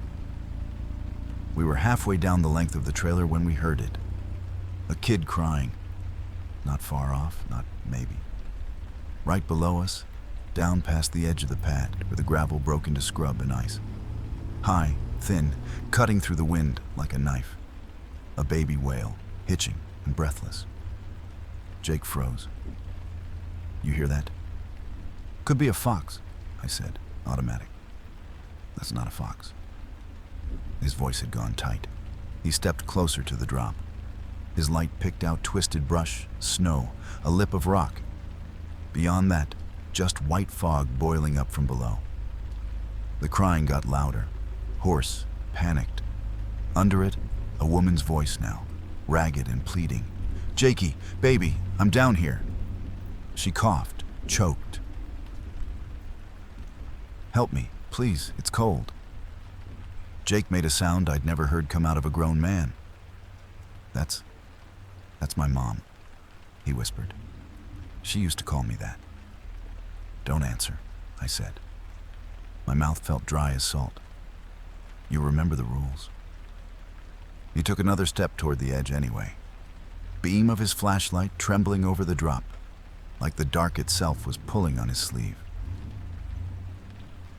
"Jake," I said, "back up, right now." He didn't. The crying hitched, turned into that awful wet kind of sob that makes your chest hurt just hearing it. The woman's voice broke again, closer this time. "Jakey, I can't get up. You gotta come down, baby, please." It sounded exactly like somebody who'd spent 30 years dragging cigarettes and regret through her throat. You don't get that kind of detail from a fox. Jake swung his leg over the edge before I could grab him. The slope wasn't a cliff, but it was steep enough to ruin your day. Ice, loose rock under a sugar coat of snow. He half slid, half stumbled down 10 feet, boots skittering. I went after him because I'm stupid in the exact same way. "Watch your foot," I barked as his heel hit a chunk of ice. It went out from under him, bounced, and vanished into the white with a long, ugly pause before it hit water somewhere far below. The crying cut off. For a second, all I could hear was my own breathing and the river grinding in the dark. Then something moved in the fog. Little shape first. A kid by the size sitting on a rock no wider than a kitchen chair. Puffy coat, hood up, small shoulders trembling like they'd been crying for a long time. Face buried in mittened hands. Beside it, a woman stood hunched, hair hanging wet and dark around her face. When she lifted her head, Jake sucked in air like he'd been punched. "Mom?" he choked. That's her." From where I stood, the light was bad, and the fog was worse. But something was off. Their outlines seemed to shimmer, like I was looking at them through water. The woman's head turned a little too far, neck bending lazy as a hinge. The kid's legs hung wrong off the rock, knees pointing the same way. "Help us," the woman said. And for one heartbeat, her voice was my daughter's instead. Then Jake's. Then mine. On the slope, every rule that old man gave us started screaming in the back of my head. The woman thing took a step toward us without moving her feet. One frame she was by the rock, next frame she was closer, like somebody skipped the in-between. Fog clung to her in strips. The kid on the stone stopped shaking and just went still, head tilted, listening. "Help us," they said together. Only it wasn't together. It was my daughter's voice, then Jake's mom, then Jake, then me, all tangled on top of each other like a bad radio scan. Their mouths didn't move right. Sometimes the sound came a half beat before the lips. "Back up," I said. "Now." I grabbed Jake's coat with one hand and a scrub root with the other and hauled. For a second he fought me, leaning toward them like there was a rope around his chest they were pulling on. The rock under his boot crumbled. Snow went out from under me too, and we slid 5 feet in a rush that put my heart up in my throat. Behind us, down in the fog, something laughed. High and wet and wrong. That did it. Jake scrambled then, on hands and knees, fingers clawing at frozen dirt. We half crawled, half fell back up that slope, grabbing at anything that didn't come loose. Once I looked back when I shouldn't have. They were closer than they had any right to be. Standing upright now on the rock, both of them taller, spines too long under their coats. Their faces were sliding, skin shrugging off to show slick, dark fur and little bright eyes that didn't blink. We reached the top and stumbled onto the gravel pad like we'd broken the surface of a lake. My legs were shaking. Jake was crying and pretending it was from the cold. I glanced up at the cab window to check myself. For half a heartbeat, my reflection wasn't wearing my face. It was wearing mine pulled over something else, jaw too narrow, pupils round and black, little wet whiskers glistening where my beard should have been. I blinked, and it was just me again, staring back. Back in the cab, it felt like we'd brought some of the river up with us. Engine noise, heater fan, wipers thumping. All the usual sounds were there. But under it all was this other thing, slick and heavy in the air. Not diesel, not wet boots. Like a dog that's been swimming too long, mixed with cold mud off the bottom of a lake. Jake sat sideways in the passenger seat, staring out at nothing. His hands were in his lap, fingers moving a little, like he was counting something only he could see.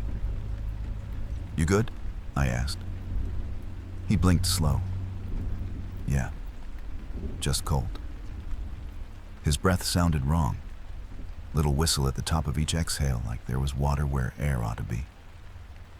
To fill the silence, I said, "Old man back in Anchorage would say we just met Kushtaka." Jake gave half a smile. "Land otter men, right." He tried to imitate the whistle I'd heard on the highway earlier. Got it backwards, high, low, high. Then shrugged like it didn't matter. The coin in my pocket felt heavier than it had any right to. We rolled on. River on the right, blacker than the sky. World shrank to what the headlights could touch. 2 white lanes, and the suggestion of a guardrail now and then. The radio had given up. Just a fat band of static that rose and fell with the terrain. A mile or 10 later, something flickered at the edge of the road. For a second, I thought it was a mile marker. Then the shape shifted, and my hands went slick on the wheel. Jake. Standing on the snow berm, maybe 30 yards ahead, one arm up like he was trying to flag me down. Same parka, same knit cap. Headlights washed across his face, and his mouth moved like he was yelling my name. Beside me, Jake didn't move. Didn't see it. Just watched the dark river and breathed that little wet whistle. I eased past the phantom on the shoulder without saying a word. In my pocket, I closed my fingers around the copper coin until the edges bit deep. "If something smiles wrong at you out there, touch it with that," the old man had said. Next time I got the chance, I planned to. I didn't have to wait long for my chance. Weather settled into a steady, mean kind of bad. Not a storm you talk about later, just one that wears you down. Snow turned back to sleet, ticking against the glass. The river on our right widened out, more black between the trees. GPS on the dash hiccuped, screen flickering. For a second, the little arrow spun, lost, then snapped to a new line. "Route updated," the chirpy voice said. "Shortest path selected." The blue line kinked off the highway and dropped toward the river, ending at a thin gray track that shouldn't have been there. I knew that stretch. No bridge, no ferry, just water and ice and bad decisions. Beside me, Jake leaned forward, watching the screen. "Hey, that might cut an hour," he said. "We can swing down, follow the bank a bit." His voice was smooth, too smooth. The wet whistle in his breathing had gone quiet, like he'd remembered to hide it. I pulled my hand out of my pocket, copper coin pinched between thumb and forefinger. "Old man's lucky charm," I said, forcing my tone light. "Figure if we're gonna let a computer drag us off the map in the middle of a ghost triangle, you ought to hold on to it." Jake laughed, but his eyes were on my hand. He reached out without thinking.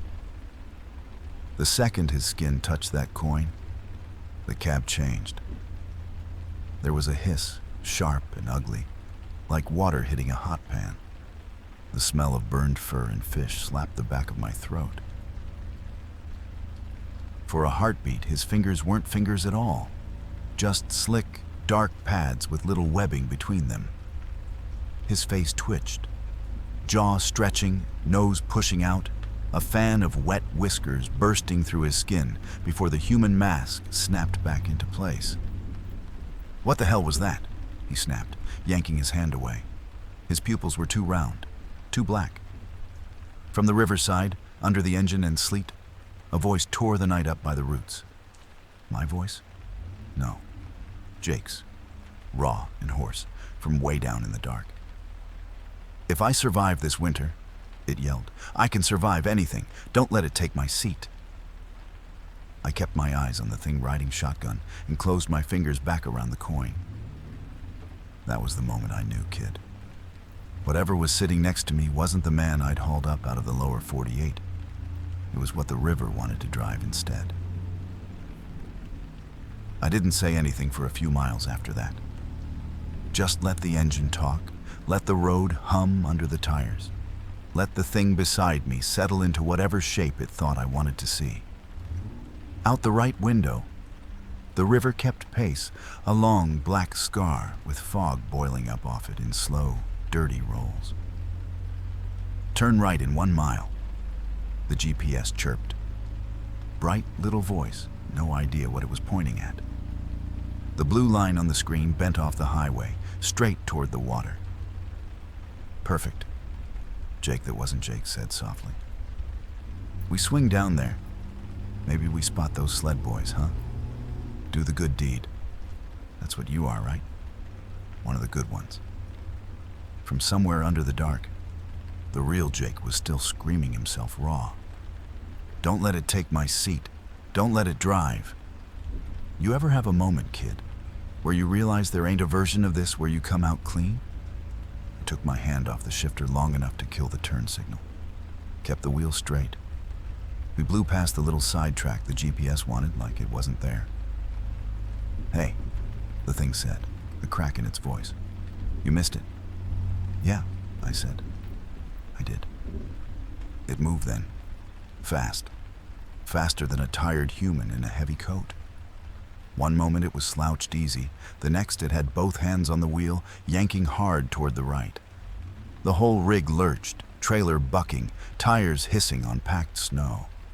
I wrestled it back with one arm and jammed the other into the cubby by my knee, fingers finding cold plastic and cardboard. Flares. I popped the cap with my teeth, struck the tip.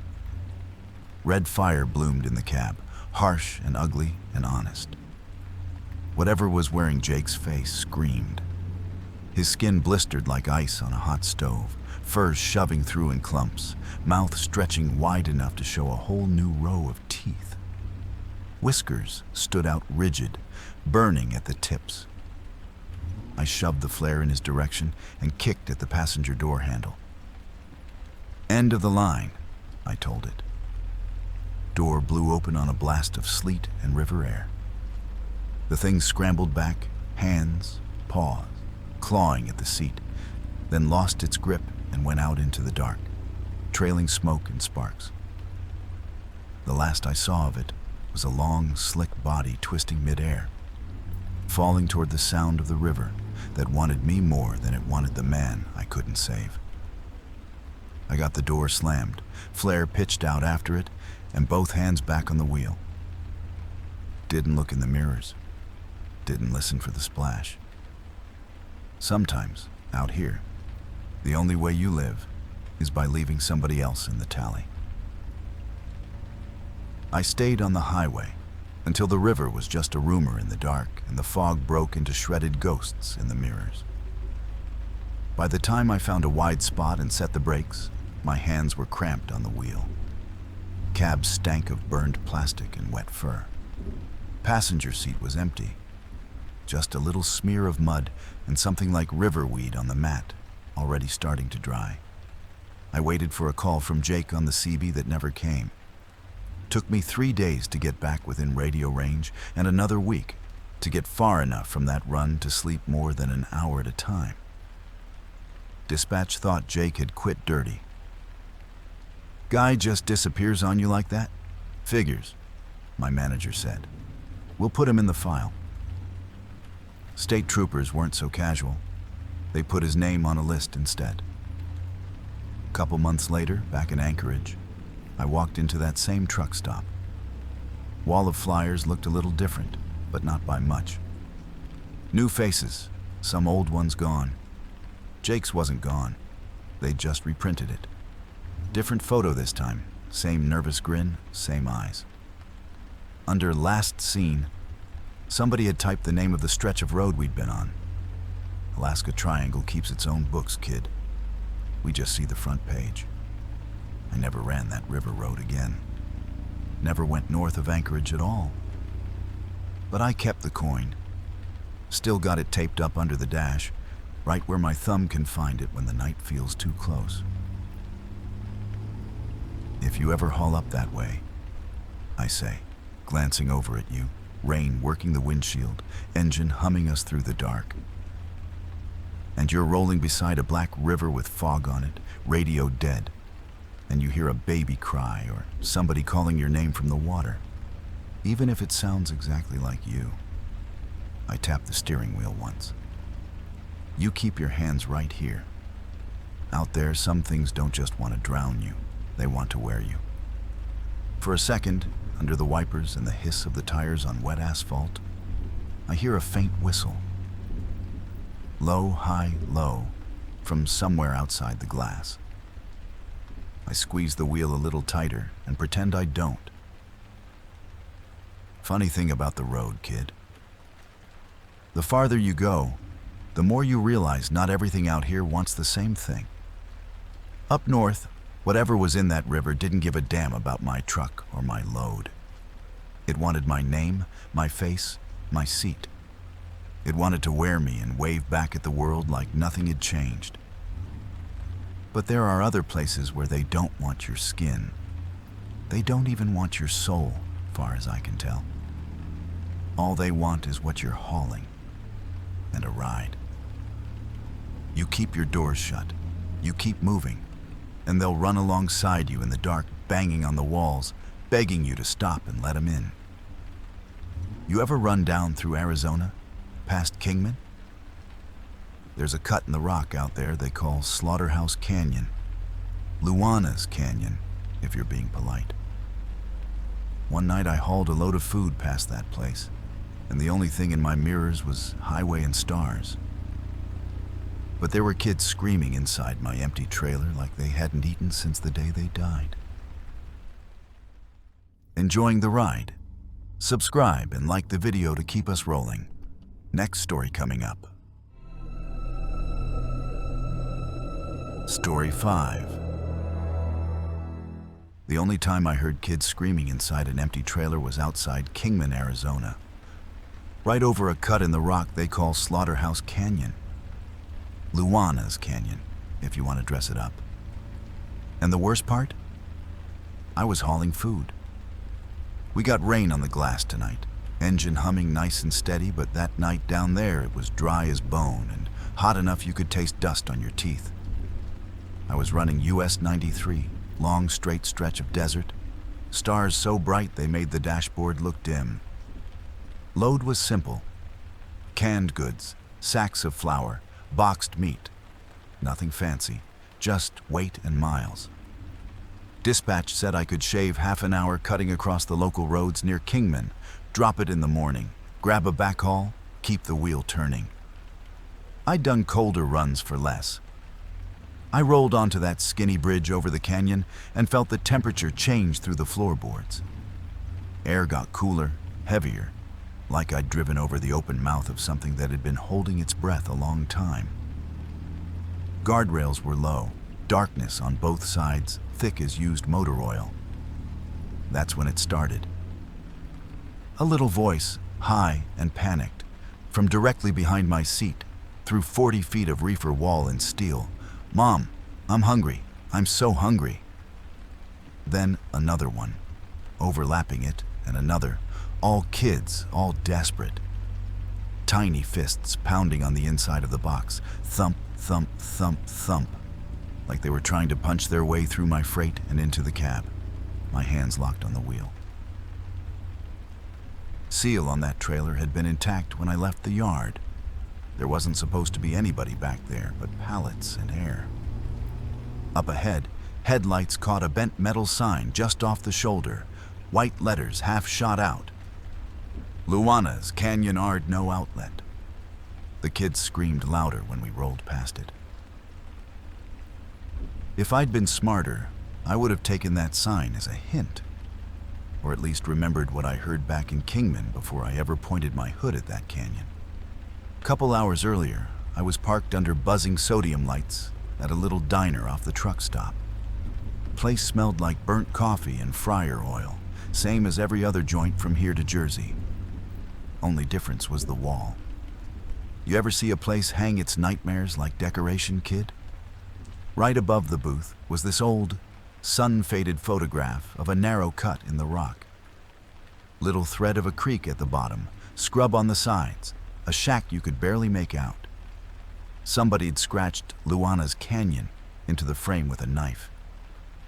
Waitress caught me looking. Locals call it slaughterhouse, she said, topping off my cup, on account of what happened down there. I figured coyote stories, tourist bait. But at the counter, an old boy in a seed cap turned on his stool just enough to see me. It was a family in that canyon, he said.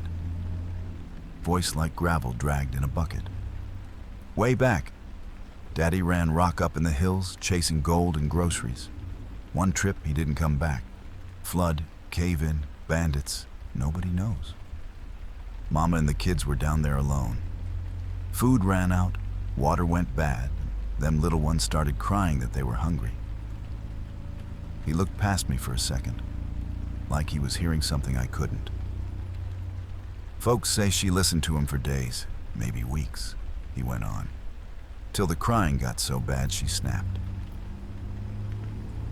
Put on her best white dress, took an axe, and made damn sure those kids never asked her for dinner again. The waitress shivered, even though the air was warm. Now they say if you stop out there at night, she said, you can still hear 'em. Kids yelling they're hungry, Mama screaming for it to stop. I laughed it off, paid my check, told myself stories were just stories.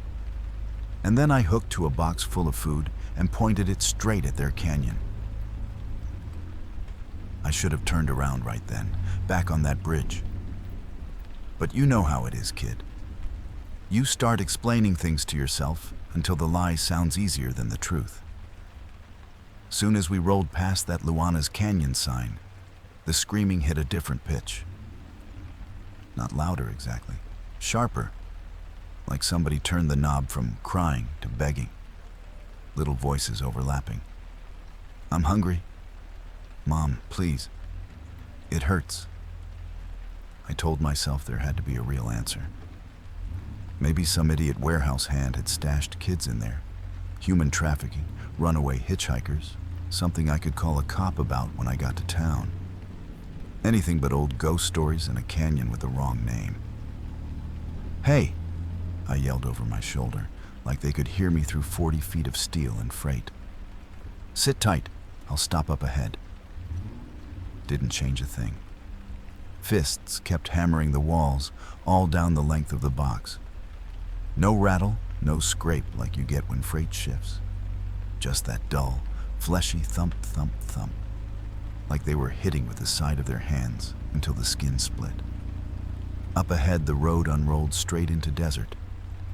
No other headlights, no taillights.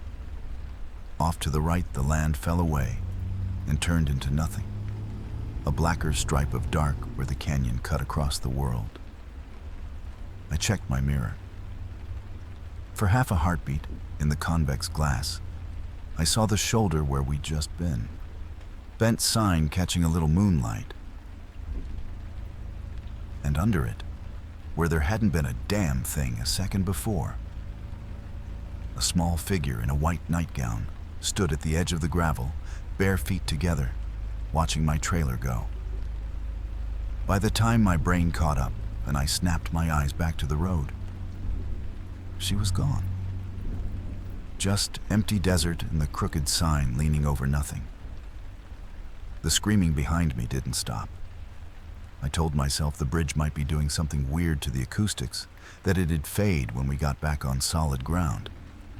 Instead, the farther we got from that canyon, the more those voices sounded like they were right up against the front wall, trying to get closer. A mile, maybe two, and I saw a wide gravel pullout coming up on the right. All right, I muttered, more to myself than anyone else. We're gonna settle this. And I put my blinker on. Gravel crunched under my tires as I eased off onto the pullout. No other rigs, no cars, just my headlights washing over scrub and rock and that skinny strip of asphalt sliding away into the dark. To the right, a dirt road peeled off and dropped between two low ridges. No streetlights, no houses, just a sign leaning drunk at the turn. Luana's Canyon RD. No outlet. Beyond that, the land simply fell. A black mouth in the desert, waiting. I set the brakes, left the engine idling. Out here, you don't kill your only heartbeat if you can help it. The screaming in the box had quieted down to a kind of whimpering chant. Little voices, worn raw. I'm hungry, I'm hungry, I'm hungry. I climbed down, boots hitting hot gravel. Funny thing, in my head, it was dead still. But my hands remembered the way the wheel had been slick with sweat. I walked back along the trailer, brushing my fingers along the rivets, feeling every thump my heart put into my fingertips. Halfway down, something hit the inside wall right next to me. Just once. A flat, open-palmed smack at about the height of a toddler's head. I froze. "Hey!" I shouted, because I didn't know what else to do. "You stay away from that door, you hear me? You stay in the middle of the box. I'll get you out." It wasn't the kind of thing you say to ghosts. On the other side of the metal, a tiny voice answered, muffled but clear. "It hurts. I'm so hungry." Another voice chimed in, higher, breaking on the words. "Mama, make it stop." And from somewhere down that black dirt road, from the open cut in the rock, a different sound floated up. Not loud, not close. Just a woman's voice stretched thin over too many nights. "My babies." The word rolled around the canyon I couldn't see and came back smaller, meaner. Babies. Babies. My hand found the latch on the rear door before my brain could tell it no. I popped the latch before I could talk myself out of it. When you swing open a box full of groceries in the desert, you expect heat to breathe at you. Stale, dry, maybe a whiff of cardboard and metal. What came out of that trailer felt wrong. Air rolled over me cool and still, like a basement nobody'd been down into for 100 years. I grabbed the handle on the door and walked it open. Hinges creaked. Interior lights flicked on with that sickly yellow glow they get after too many miles. No kids. Just rows and rows of shrink-wrapped pallets, canned beans, soup, flour, boxes of mac and cheese. Floors scuffed from forklifts, walls bare. For a second I thought I'd finally, officially lost it. Then I looked down. We must have had a dusting of flour or cornmeal spill at some point, just enough to leave a thin gray film across the floorboards. And in that film, leading straight down the center of the box, were footprints. Not boots, not sneakers. Little bare feet. They started right at the threshold where I was standing, 10 tiny toes, full arch, and pattered away between the pallets, getting lighter with every step, like whoever made them was fading as they walked. No coming back either. No turnaround. Just going deeper, then gone. On the right-hand wall, about knee-high to me and head-high to a 5-year-old, were smudged marks in the dust. Small hands, fingers splayed, dragged upward in desperate streaks, like somebody trying to claw their way into the food. I stepped inside without meaning to, following those prints. "Hey," I called, softer now. "It's okay. You can come out. I got plenty." My voice hit the back wall and bounced back at me, sounding thin and foolish. Something cold slid past my ankle. I flinched, swung the flashlight down. Nothing there. Just one last, partial footprint, toes blurred, as if whoever left it had run out of body before they ran out of hunger. I backed out of that box like it was full of snakes instead of groceries. Desert night pressed in close around the doors.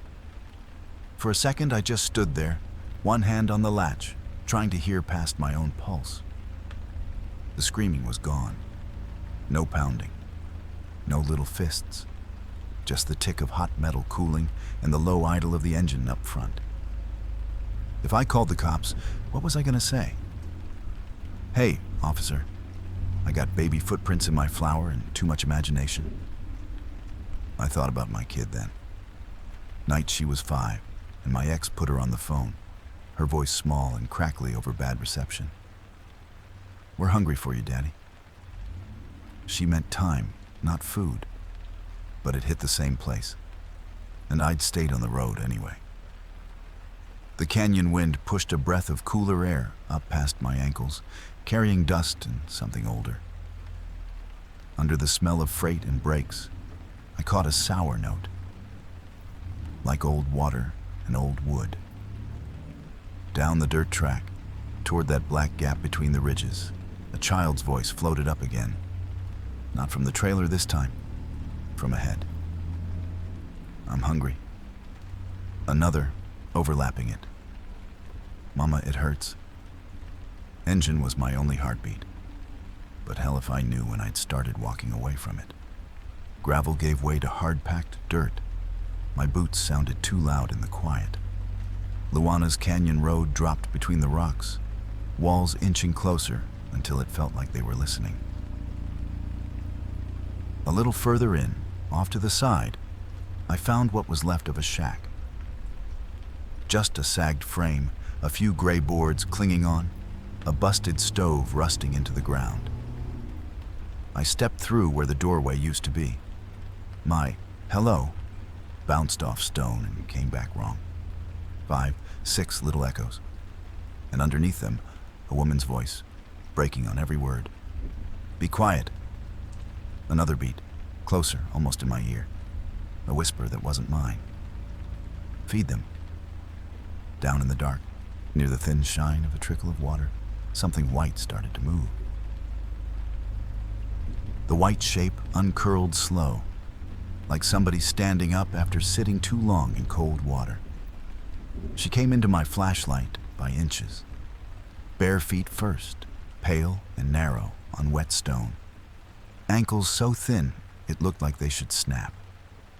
Then the hem of a dress, or what used to be one, dragging in the trickle, torn and stained a color I didn't want to name. Higher up, ribs too sharp under soaked fabric, like the desert had been chewing on her one bone at a time. Her hair hung in ropes around her face, black and heavy. When she lifted her head, it peeled off her skin in sticky strands. For a second, in that harsh yellow beam, I saw every tired woman I ever left standing in a lit doorway while I chased another load.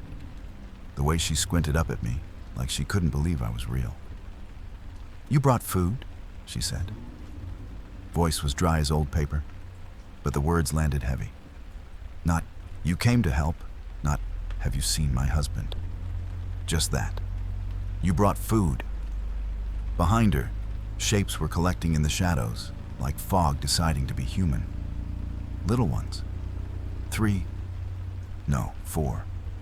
Kids in ragged nightshirts, arms like sticks, bellies a little rounded the way starving gets before it gets worse. Their faces were smudges, except for the eyes. Big, dark, too much white showing. They looked up at me, and the sound that came out of them wasn't crying anymore. It was a noise I knew too well. The rumble of a loaded box on bad pavement, cans chattering, cardboard sliding. Hunger turned into freight. "Take them," she said. "Feed them. Make them quiet." Her neck twitched wrong when she spoke, like something had snapped there once and never healed. A small shape broke away from the cluster and suddenly wasn't down by the water anymore. It was right in front of me, at the edge of the drop.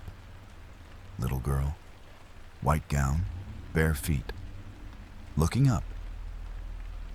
"Will you let us ride in your box?" she asked. I took a step back without meaning to. Heels slid on loose grit, ankle wobbled. Little girl didn't move. She just stood there on the edge of the drop, bare toes curling over rock like she weighed nothing at all. Up close, she didn't look like my kid. That would have been too easy to fight. She looked like every hungry child I'd ever driven away from when I said I couldn't afford to miss a run. Behind her, the woman sucked in a rattling breath. "Get in," she said, eyes rolling white for a second. He brought enough. "Get in the truck. Be quiet. Please, just be quiet." Her voice snapped on that last word. I heard it twice, once from her throat, once from the rock. Echo turned it ugly. The children moved. They didn't climb. They didn't scramble. One blink they were clustered at her legs, next blink they were halfway up the slope. Then a heartbeat later, their thin shapes were slipping past me on both sides, brushing cold along my arms as they went. Up above, on the level ground near the pullout, I heard gravel skitter. Little footfalls that shouldn't have made any noise at all. "No," I said. Didn't yell it. Just said it like a man trying to close a deal. "No rides tonight. Load's full." The little girl tilted her head. "We're so hungry," she whispered. "We won't take up any space." I turned and ran. Boots hammered the dirt track, lungs burning. Behind me, the canyon filled up with noise. Kids laughing like it hurt, that woman's voice screaming something I couldn't make out, the scrape of small palms on rock. By the time I saw my rig again, floating in its own pool of headlight, the trailer was already shaking. The whole box shivered on its springs, not from wind, but from the rhythm of a dozen little fists, banging to be let in.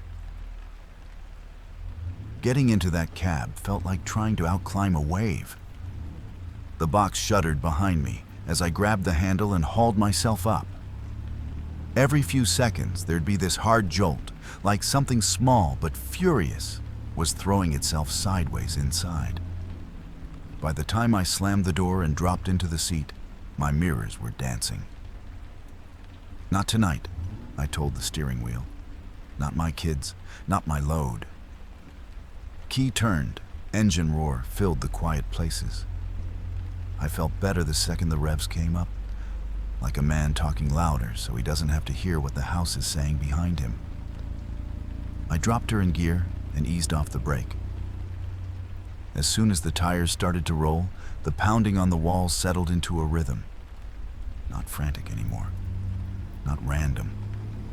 Like a bunch of little hands bracing, riding the motion. Every bump in the pavement, every expansion joint, it sounded in my head, like somebody hitting the inside of the freight in time. "We're in," a voice whispered from nowhere. "Thank you." I didn't answer. Just kept my eyes on the white lines, hands at 10 and 2. Didn't check my mirrors. Didn't need to see anything I couldn't explain to a cop or a priest. The rig felt heavy. Not overweight on the axles, heavy. Wrong heavy. Like the pull you get hauling uphill with the brakes half set. Engine had to work for every mile per hour, even on flat ground. My gut said if I pulled over and waited, numbers wouldn't match what was on the bill of lading. Road curved and rose. Ahead, the skinny bridge over the canyon came back into view. Rails just ghosts in the dark. Box rattled, then went dead quiet. No pounding, no voices. Just that awful waiting silence. I lined up for the bridge and told myself if I made it to the other side without looking in the mirrors, I might live long enough to pretend none of this ever happened. Halfway across, something hit the front wall of the trailer so hard, it shook the cab. I never did look in the mirrors. When that hit came, halfway across, it felt like somebody'd reared back with both heels and kicked the front wall of the box. Cab jumped. Steering wheel twitched in my hands. Every nerve I had wanted to stab the brakes and turn around. I did the opposite. Foot went down, engine roared, and we shot off that bridge like something mean was grabbing at my bumper. The second the pavement leveled out on the far side, the weight on the rig changed. Not lighter, exactly. Just mine again. Like somebody let go. No more pounding, no more voices. Just the hum of tires in the long, hot night. I didn't stop till I hit a big, bright truck stop north of town. Parked under the fattest set of floodlights I could find, killed the engine, walked back on shaking legs, and broke my own new rule. I opened the box. Air that came out was what it should have been. Warm, stale, tinged with cardboard and beans. Floor looked clean. No flour film, no little bare footprints. Walls bare, no handprints. Freight squared away and strapped. For half a heartbeat, right where the footprints had started before, I thought I saw a little smear on the floorboards. 5 pale ovals in a half moon, like a hand pressed in dust. Then a breeze slipped through the gap in the doors, stirred it, and there was nothing but scuff marks. A couple days later, sitting back in that Kingman diner, I heard a fuller version of the story. How she finally picked up that axe because she couldn't stand the sound of them starving. How folks still hear the kids yelling they're hungry when the wind gets trapped right. I didn't tell them I'd hauled a full box of food past their canyon and listened to hungry ghosts pound on my walls. Didn't tell them I never once stopped to think what I owed my own kid while I was busy outrunning dead ones.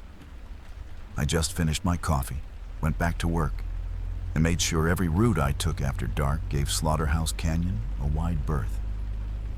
These days, it's rain on the glass instead of desert heat, and I'm a lot farther from Arizona than I used to be.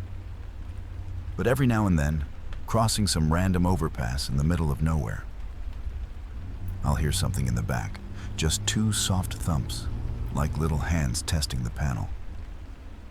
I keep my eyes on the road. I don't touch the latch.